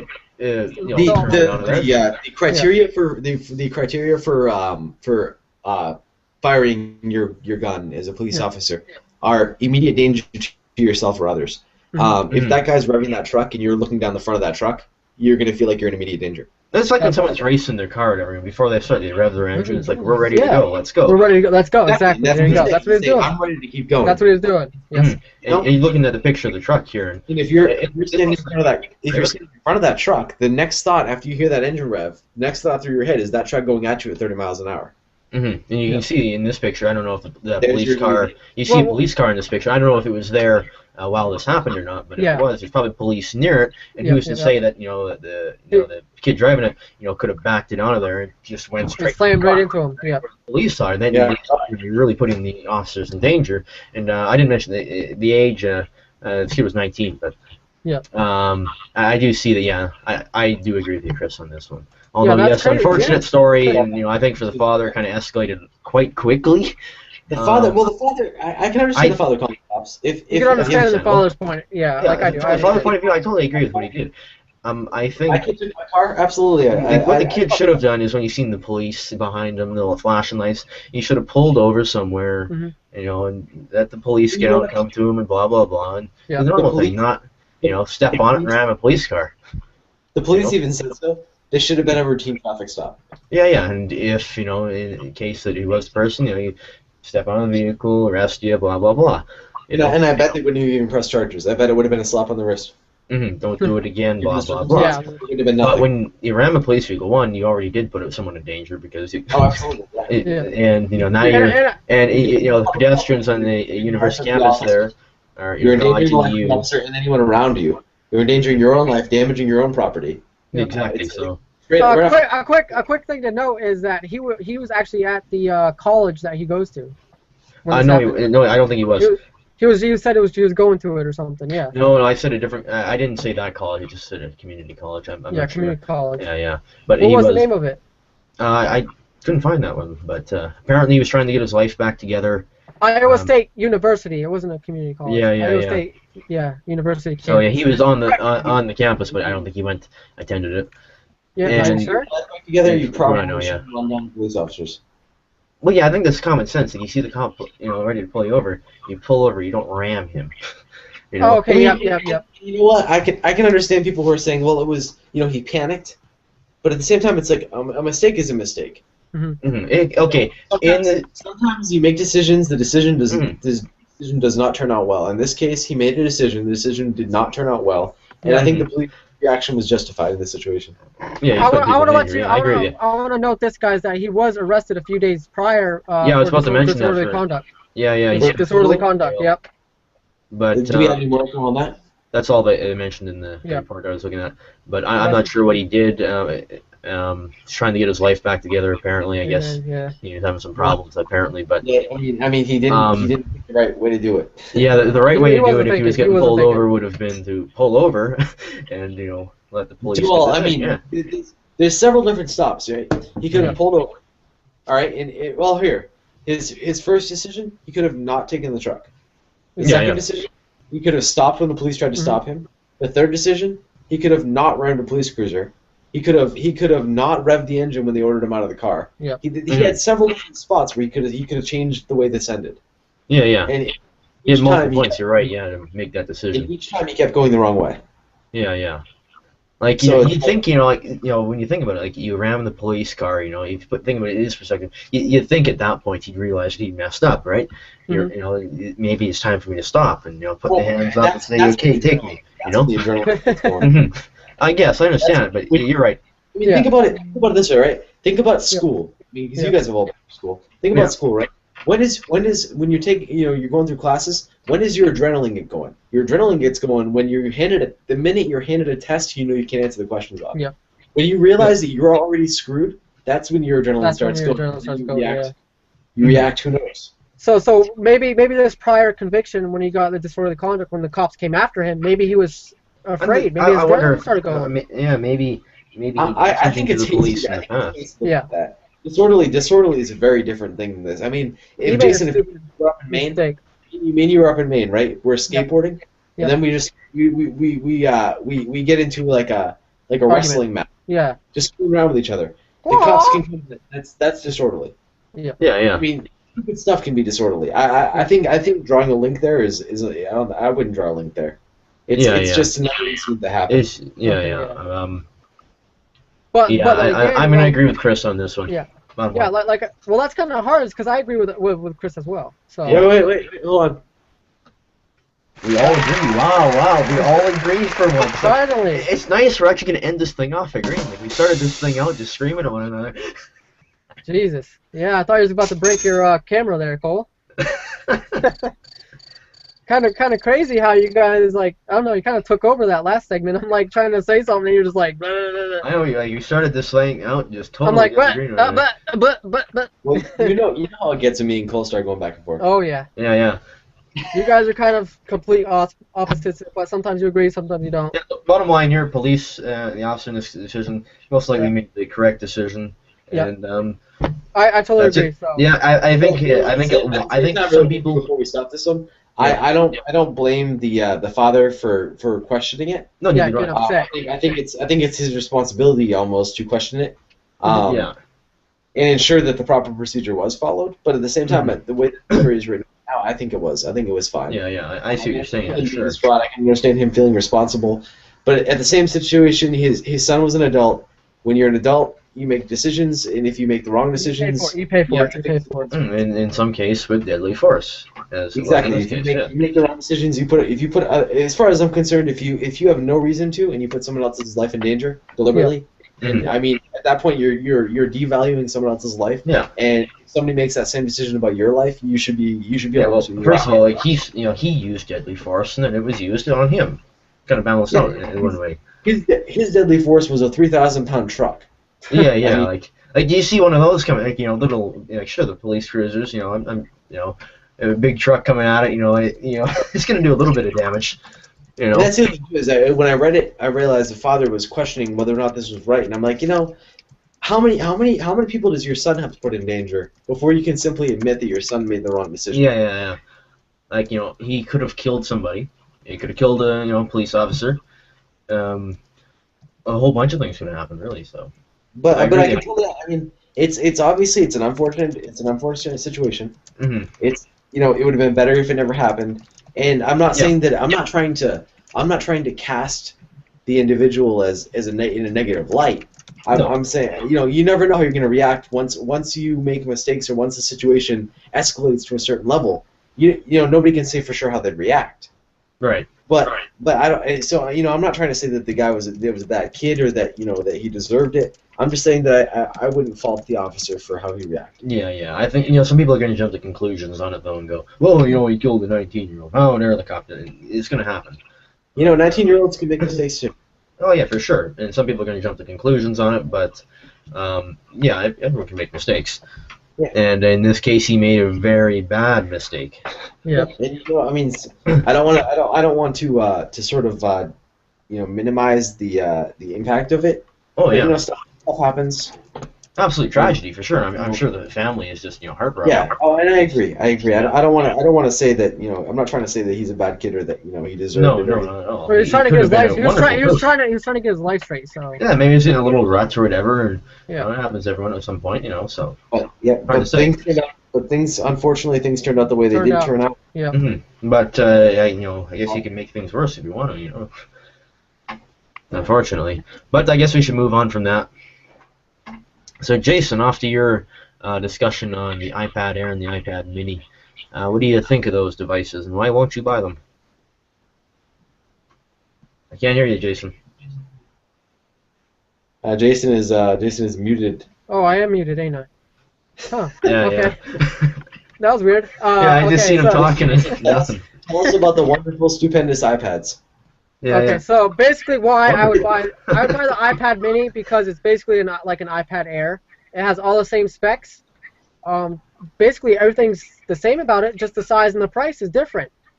In my article I note the specs and the difference, and which is the only size and the cost of it. That's the only difference for me. And why I would rather buy the iPad Mini than the Air. Did you guys see what I posted on Facebook during the press event? Because you're busy. What's that? Did you guys see what I posted on Facebook during the press event? No. Let's find out. Well, before I say this, just in case somebody who's watching doesn't already know, and you guys know obviously, I'm a pretty big fan of Windows. Oh, Windows fanboy, huh? Ubuntu is better. I like my Windows 8. I'm actually considering the purchase of a small Windows 8 tablet, either RT or 8.1. I'm not sure yet, but I'm looking for it. Nice. Yeah. Look at the surface. So wait. No, we gotta stay with the topic. We gotta stay with the topic now. We gotta stay with the topic too. But anyway, so back on top. So I just want to preface what I'm about to say by understand that I'm a Windows fanboy. Yeah. The subject, and actually let me quickly pull this up on Facebook, and I will I'll read what I posted. And this is right after the Apple event. The Apple event, nice. I was actually kind of sort of talking about it during the event. Yep. And give me 1 second to pull it up here. What day was that? I'm not sure. I didn't even pay attention. Yeah. October. Was it October? Yeah, October. Crikey. If anybody's listening, please let us know when the Apple event was. I'll check for you guys. All right, here we go. I got it right here. October. All right, here. I'm gonna screen share this. October 8th, I want to say. Yeah, I think he's got it. Share this. Ready? Yeah. Go ahead. I'm gonna do this here. Fax screen share. All right, there we go. All right, let's see if I can do this right. Oh, geez. Hold on. Oh boy. Okay, can you guys see this? Yep. Hold on here. There we go. There we go. Can you guys read that? Yep. Oops. Okay. All right. Go ahead and read that for me, Cole. Yeah, so to summarize, OS X Mavericks is awesome and free. The 13-inch Retina MacBook Pro is less expensive and still great. Do not spend $400 on an iPad 2. iPad is now iPad Air to indicate that it is thin and light, much like a tablet. iPad Mini Retina, thank God, but is $400. Spend $400 on that instead of the iPad 2. Seriously. And finally, if you have been holding off on a normal Mini to save money, go buy it now and cherish your spare $30. Okay, so we got that. All right, so my point was, I may be a Windows fanboy, but I absolutely love Apple's engineering. I love their hardware. Yeah. The iPad Mini was a cool idea, but right now they've taken it from cool to excellent. where they put the Retina in there. They beefed up the A7 processor. Oh yeah. The A7 processor is an absolute beast. The M7 processor is really cool as far as the motion sensitivity and the other tracking on that. I understand why they kept the iPad 2 and why they have kept the iPad 2. The reason for that is the 30-pin connector. Keep in mind, several businesses have invested a lot of money into creating accessories and other parts to work with that 30-pin connector. Yeah. And that's why they're keeping the iPad 2, because businesses don't want to have to upgrade all that money. I mean, the third iPad has that connector too, doesn't it? The third one doesn't know. The Lightning. That's a Lightning. Yeah. No, the iPad 4 came out with the Lightning. The iPad 3. iPad 3. It did? No, I'm pretty sure it had the... And Retina, I'm saying. Yeah. In the Retina on the iPad 3, the iPad 3 was kind of iffy because it had the Retina, but it didn't have the power to support the Retina. So it had stutters, which is why they're keeping the iPad 2, because it doesn't have the Retina. Oh, okay. It has the power. It has a 30-pin. It has a 30-pin too. 30-pin, exactly. It's exactly what corporations, schools, and businesses are looking for. They're really looking for Apple products? Wow. Look at that. LA is giving an iPad to every student. A hell of a lot of money, though. Yeah, exactly. Yeah. Mini is, you know what and we can talk about this in a second if you want, Cole, because you might find it interesting. They took out a 30-year bond to give an iPad to every student. Whoa. They're going to be paying on that for 30 years. Anyway, I think the MacBook Pro is great. I'm waiting for a real refresh on the MacBook Pro, though. I think that the iPad Mini is fantastic the way they did this. $400 is a great deal for that. The MacBook Pro Retina, you want it to be redone or what? I want, and this is going to sound stupid, but I want a black MacBook Pro again. Really? I want a black. I would like to see that too. Yeah, black. I wouldn't mind seeing that either. If they if I wasn't so lazy, I'd go back and I'd scroll down a little bit. But right before the press event, I posted on Facebook, if Apple releases colored MacBooks, I will buy one today. Nice. And they there did. You go. Yeah, have the same colors as they do with the iPhone and stuff. I think no more Windows fanboy then? No, absolutely. I'm a huge. I love Windows 8. Windows 8 is fantastic. I love Windows Phone. I love Windows. I agree with you. I love Windows as well. But if Apple came out from a hardware perspective, I could boot camp it. But keep in mind, if Apple but my point was, if Apple came out with a colored MacBook, I would hands down buy that device. Absolutely. I mean, hands down. So my question, now I have to buy a Surface Pro too. Yeah. What do you think? iPad Air or iPad Mini? What would you choose if you wanted to? If you wanted to get one of them, what was it? iPad Air or iPad Mini? Near Cole. Which one was you. Who's you? Chris. If it depends on how much money I have. I've used both full size and mini tablets. Yeah. I think right now I've decided that if I was gonna have a tablet, I'd want a full size tablet. So I'd probably go with an iPad Air. So you're the guy that wants the bigger screen. I want that full screen, yeah. Yeah. Pay the extra cash for it. Yeah, I actually $100 extra for that screen, yeah. I'd probably do the same thing. I wouldn't want a small little tablet. Really? I'd go for the full size one. As much as it is more, I'd personally prefer the bigger screen as well. It's just as affordable as far as I'm concerned. Having used both tablets, I can tell you that with the a screen at what is it, 10.1 inches or something like that. Yep. With a screen around 10 inches. 9.7. Yeah, 9.7. Around 10. And iPad Mini 7.9. Yeah. Yep. With a screen around 10 backwards. You can produce content. You can use GarageBand. You can use Paint. Yeah. Make stuff. But you can use that on iPad Mini too. No, you can't. Fine. I mean, I've used multiple 7-inch tablets, and I can tell you they're not for content creation. They're for watching Netflix, reading books, and browsing. Okay, yeah. When I had the iPad Mini, I had no problem with GarageBand and stuff like that. Yeah, it was a little bit smaller, but. But would you have preferred a bigger screen, Jason? Yeah, I would have. Honestly, I would have. But I still wouldn't have wasted $100 on that when I could have bought a bunch of accessories with my iPad Mini. You can't, Jason. $100 is not going to get you a bunch of accessories. No, it's going to get you like 2 or 3 of them. Yeah, at most.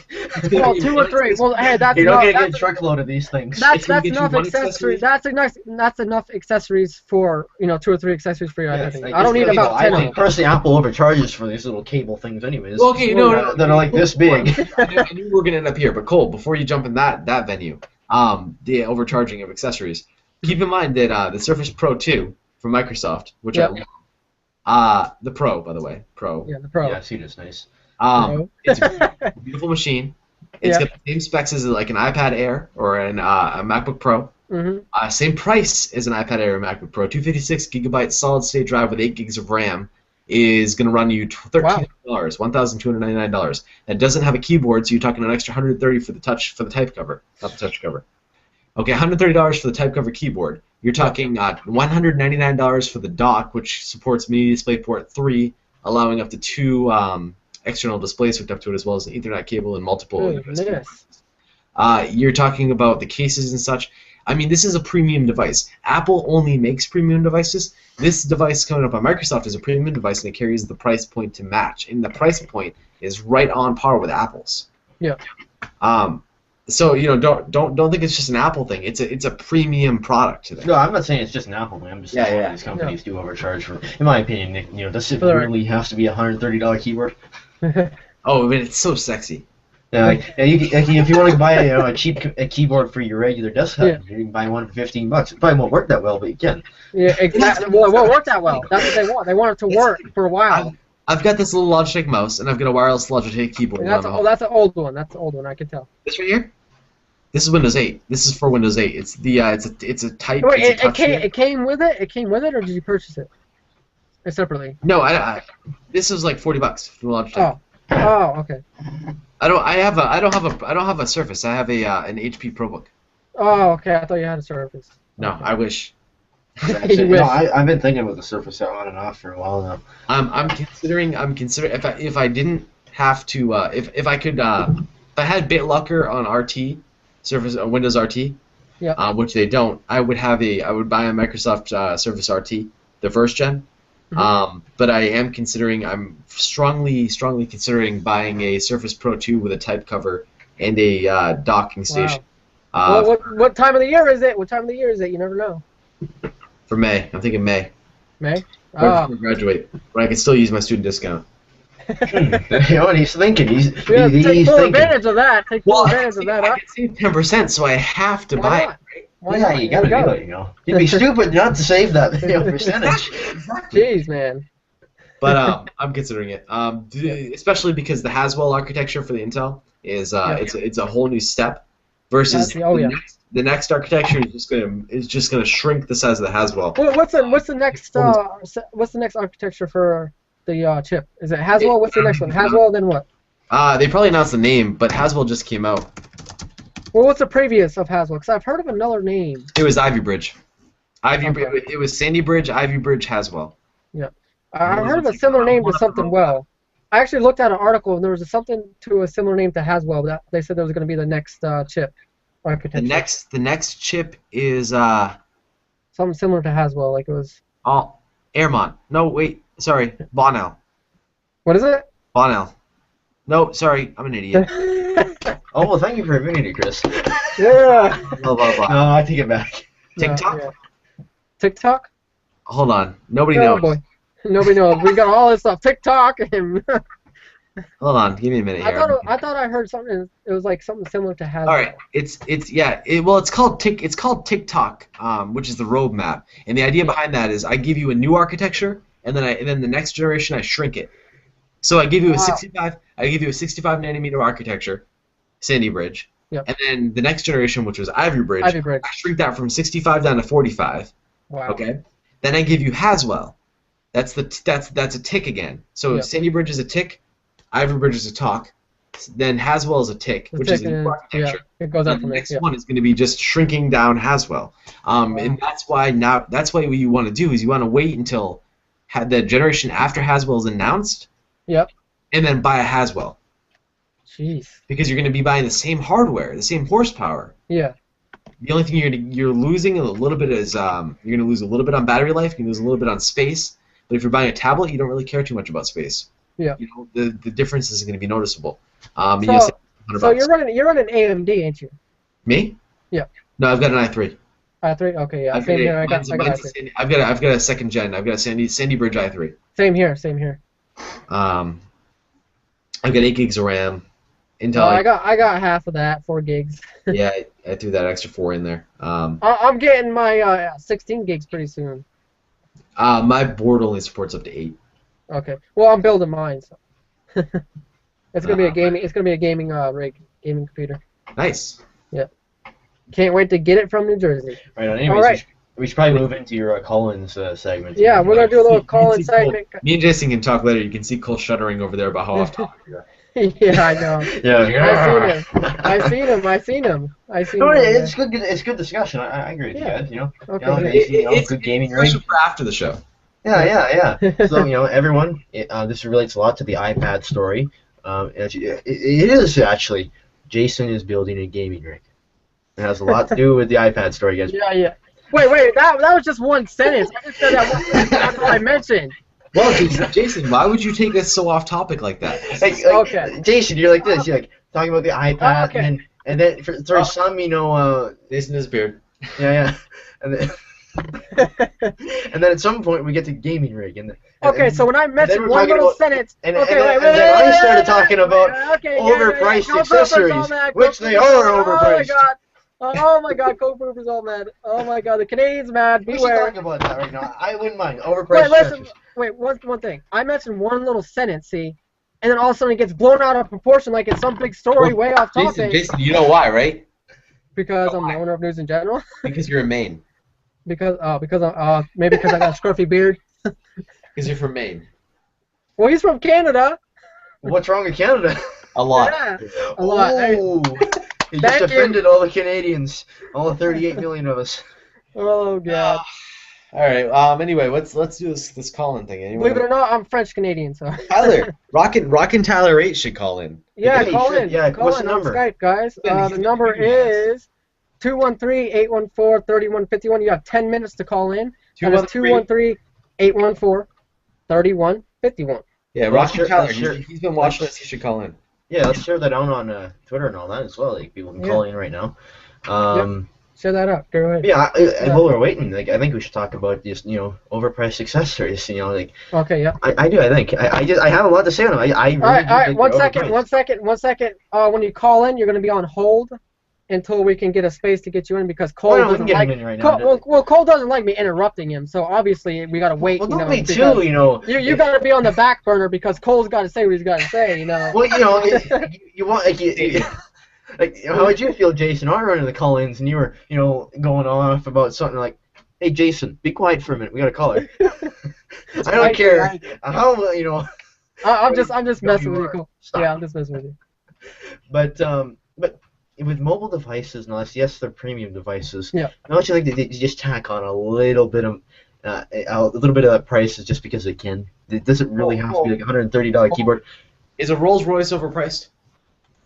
But it's a premium vehicle, though. You're getting all that premium stuff, all the accessories, all the other stuff.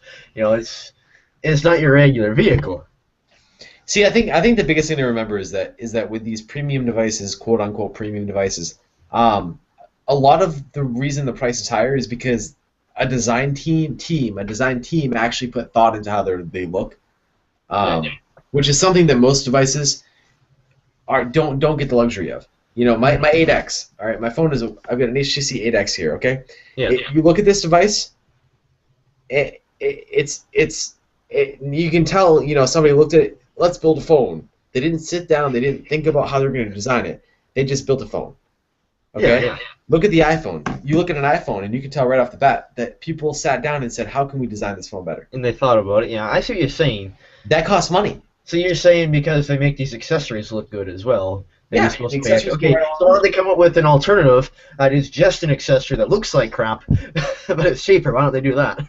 They do. It's called USB accessories. But it doesn't work for everything. You can't plug in a USB accessory to your iPad. It has you can buy a USB adapter for the iPad, but not everything's going to work for it properly. You hang a 3-inch chunk of plastic off the end of your iPad. Yeah.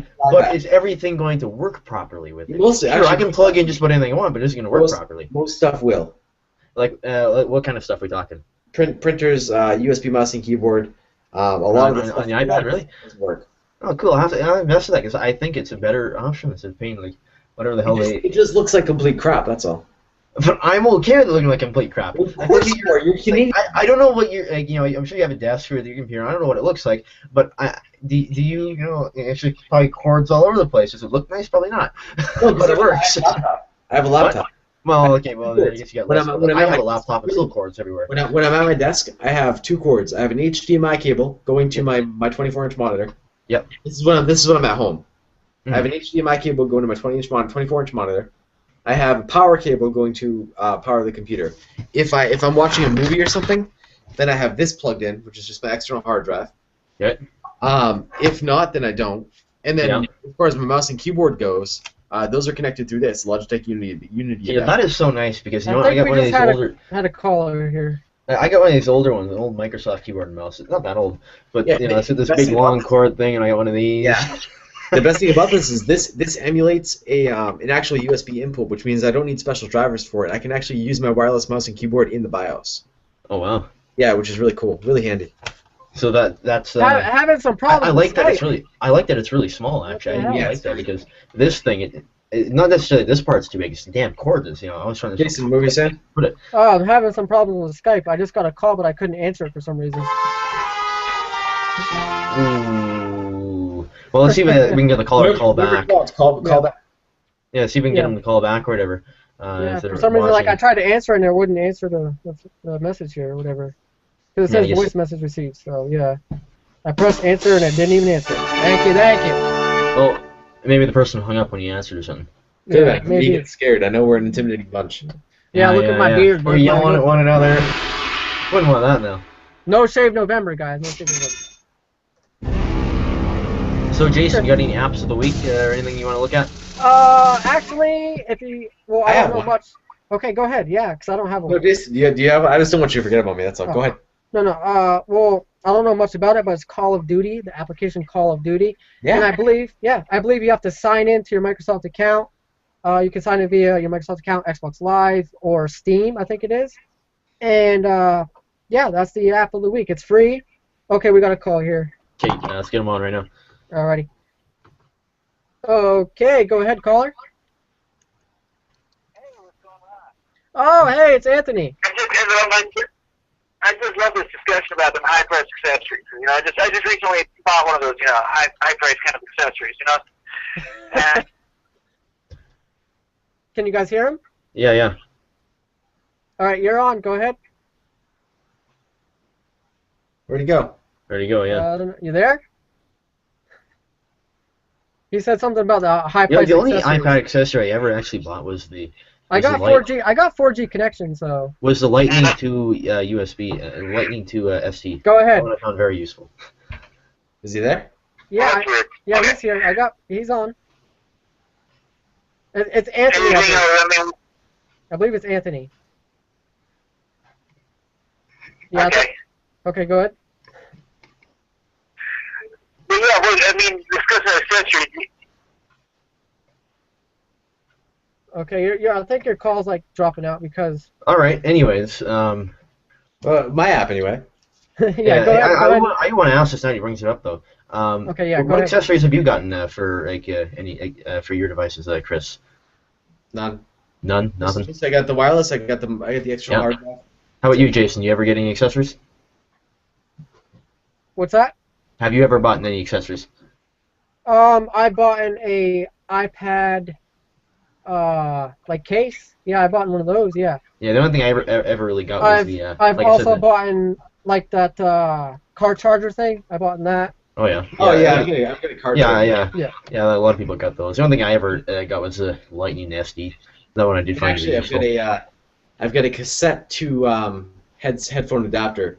Is my actually, let me go ahead and get that. That's cool. Let me go ahead and get that and show you guys. It's pretty cool what I got. All right, so this is my app of the week, I should say. If I had one, is hold on here. It's a game. Have you guys played the little Tiny Tower game? No, I've heard about it though. There's actually a. There it is. There's a Star Wars version out now for iOS, Android, and Windows Phone, as well as Windows 8. Right. It's nice. It's got the Star Wars music. Okay, yeah. So build your tower, and it's the same game, but it's got Star Wars spin on it. that is nice. I like that. You collect rebels in the basement and interrogate them. Yeah. It's fun. It's free. Yeah. That's Okay. nice. I'm gonna check that out. Is it available on iOS and Android? iOS, Android, Windows Phone, and Windows 8. Okay, now what's the name of it? What's the name of it? 'Cause I didn't catch it. I was getting my gadget here. The name of it. Hold on a second. It's called Star Wars Tiny Death Star. Okay. Just to let you know, the caller was, I guess we had a bad connection, so I wasn't able to get what he was fully talking about, but he was mentioning something about the accessories and stuff, so. Mm-hmm. Well, Oh, yeah, I got it, I see that, yeah. Yeah.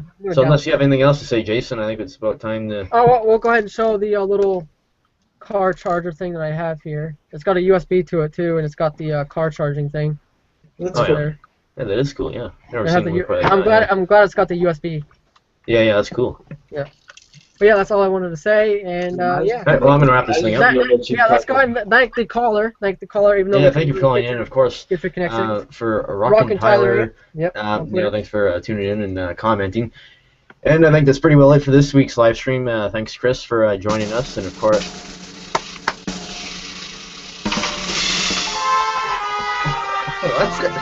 Anyways, thank you, Chris, for joining. Of course, you can follow him on Twitter at ChrisCallNow. Of course, you can follow Jason at Jason Goyette, and you can follow me at CK270. And thank you for tuning in tonight. And we'll see you next week at the same time, 9 p.m. Eastern. See you there.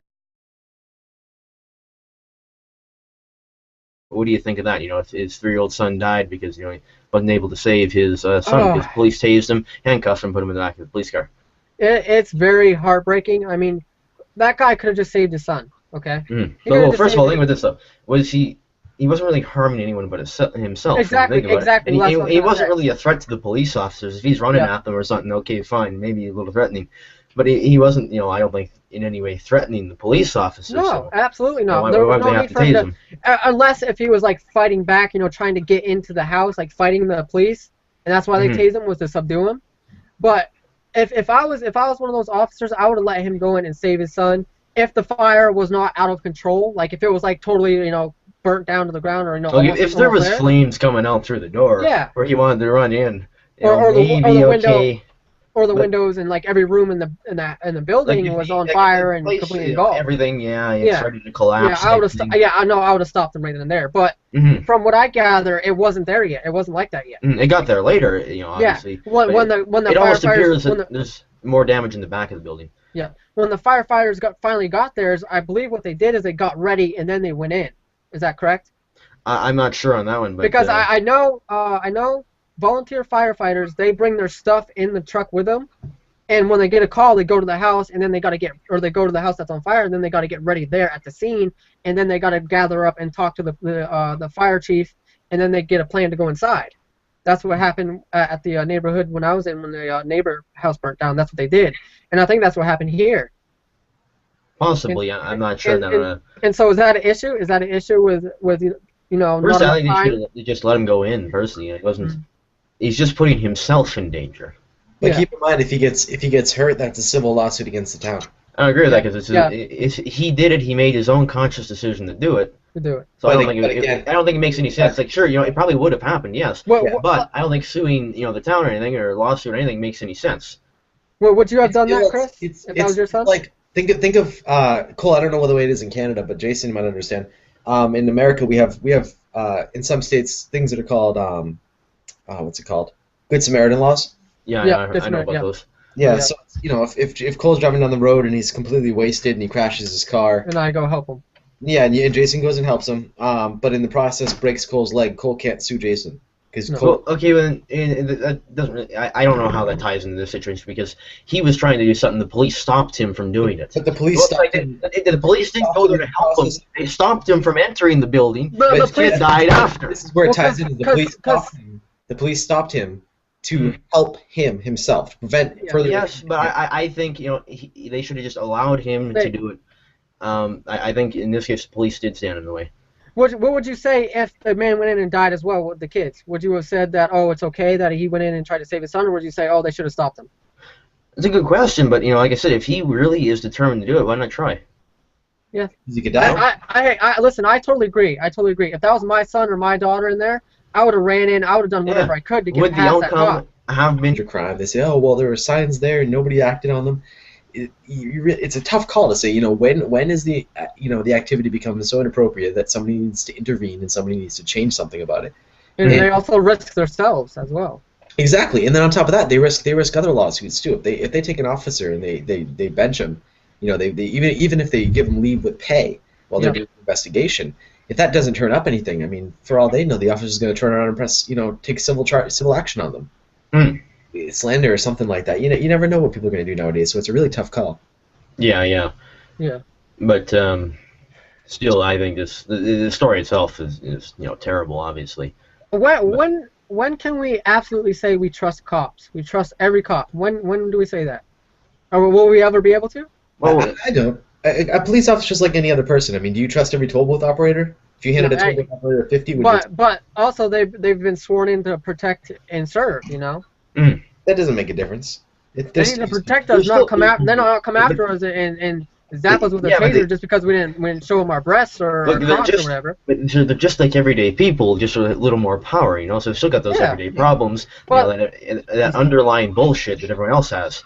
Well, this is where they're using too much that power. They're acting like they could. Overusing it, yes, they're using it. Yeah, they can make people. They think they can make people do whatever they want. Well, they tried to. The officer in this case tried to bully this woman into giving him a little show. Be careful with the general terms like they and them. Yeah. Remember, here's my attitude.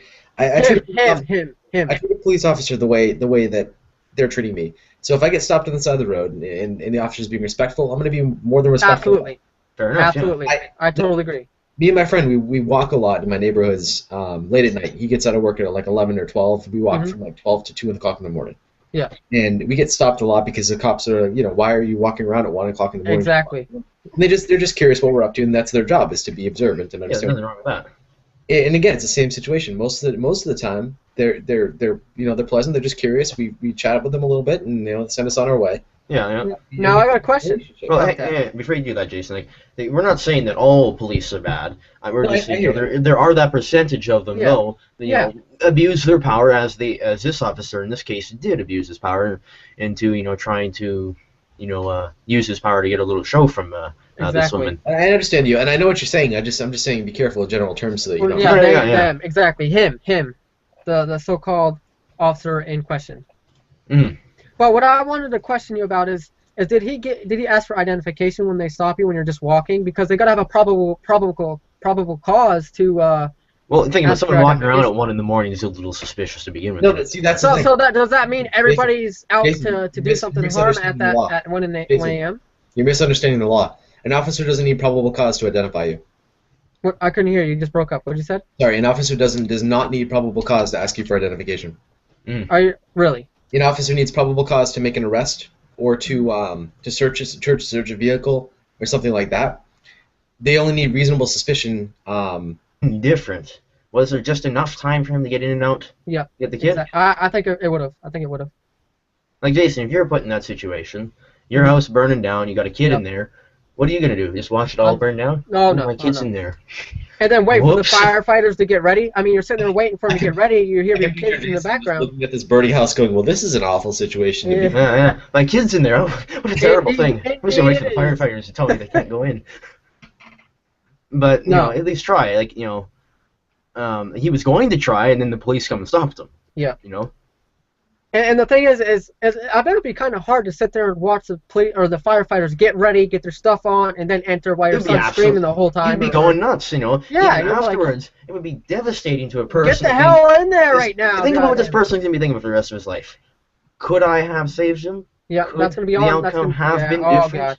Would that kid be here today?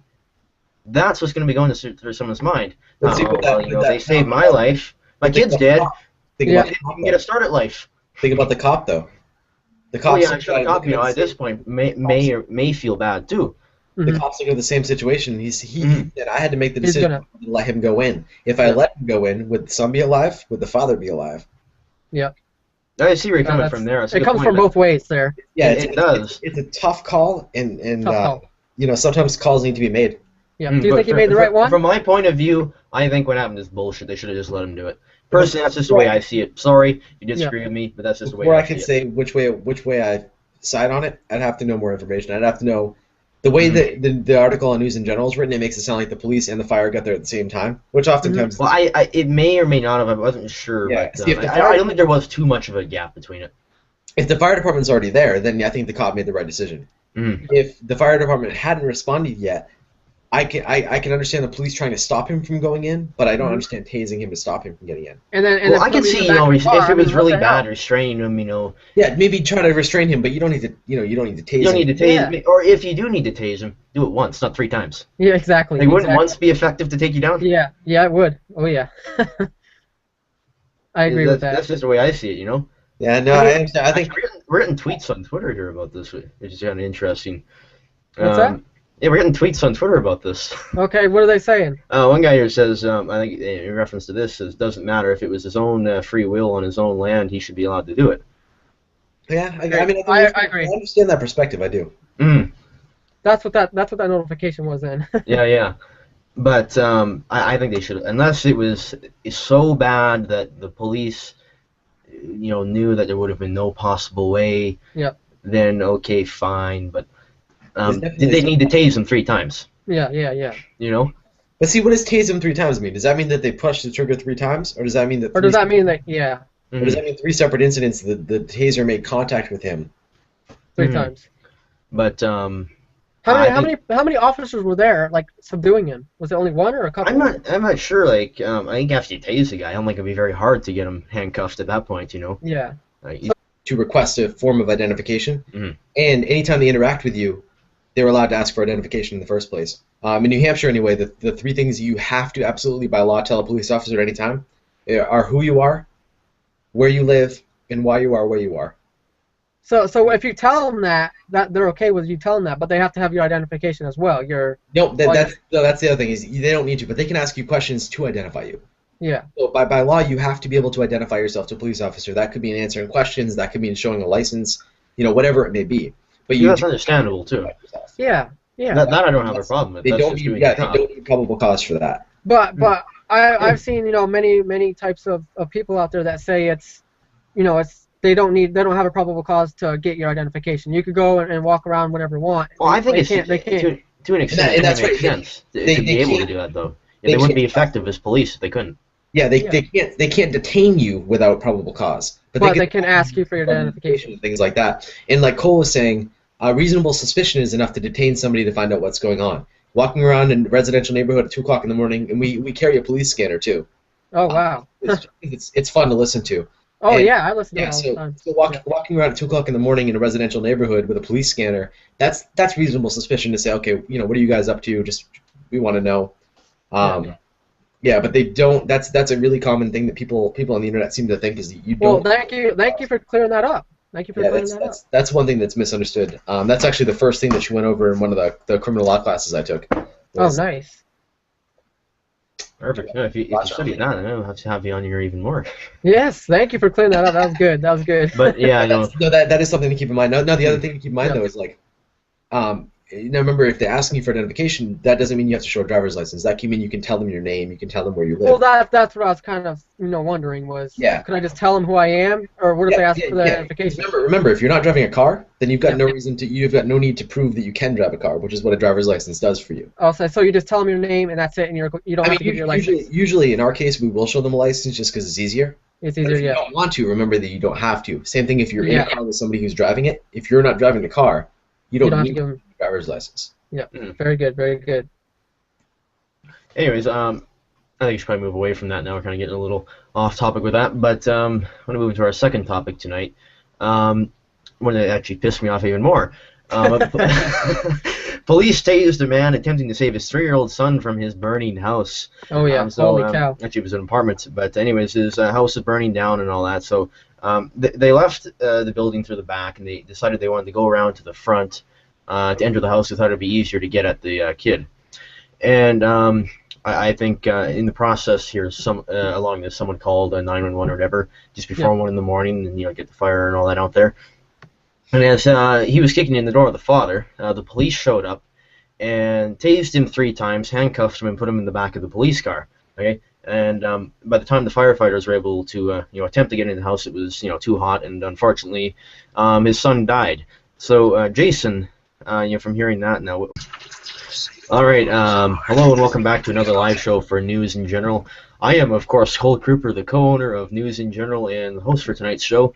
Tonight we have Jason Goyette, the owner of News in General. Jason? Hey, guys. And, of course, we got Chris Call with us as well tonight. Hello. There we go. So we got a bunch of stuff to talk about, mainly the police tyranny. Maybe we got to talk about that, and we got some iPad news to talk about as well in tonight's stream as well. So let's get down to the first topic tonight. A cop uses a taser on a woman who refused to expose herself, as in this cop wanted her to. Yes. Basically, the cop wanted to see her breasts. And he went into her workplace and demanded to see that.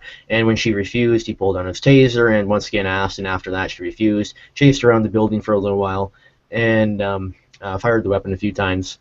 She's now suing. So, Chris, what do you think of that one? Well, my question is, did she get hit by the taser? No. No, so it was just it was attempted assault. Yeah. I don't know. I mean, we see stories like this all the time, and it's I think it's a lot. This incident happened actually a while ago too. Yeah, 2011. Years ago. It's just starting to come out. Yeah. Wow. Well, when I see these sorts of things, I happen to think the same way about when people say there's more earthquakes now, or people say there's more natural disasters now, and there are, but the idea is that the internet is propagating these stories way more. There you go. You know, you hear. Well, you're right. This stuff has been going on for a long time. But now we're really seeing it because of the internet. Exactly. But we should still be pissed off about it. Yeah, absolutely. But I'm upset with the officer. I'm not upset with the organization. No, same here. I'm not saying the police are bad.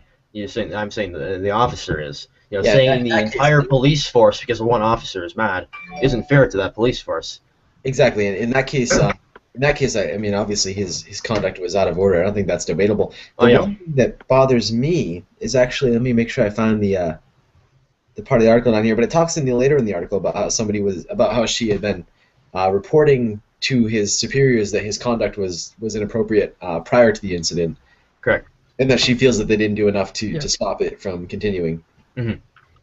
And he chased her around the building and everything. With the taser. Well, obviously, it sounds like it was going on for a little while and escalated to this at some point. Yeah. So at what point do you think, Cole and Jason, that an employer, especially in the case of a police officer, that the employer has to step in and take a look at what the conduct of the employee is and make a call about whether or not that's enough to to do something? Good question. They gotta be able to prove it too. If she doesn't have any proof when she was making these accusations in the beginning, what are they supposed to do? Exactly. There's got to be a line somewhere, and they talk about this all. And it relates to, people talk about them. Anytime somebody commits a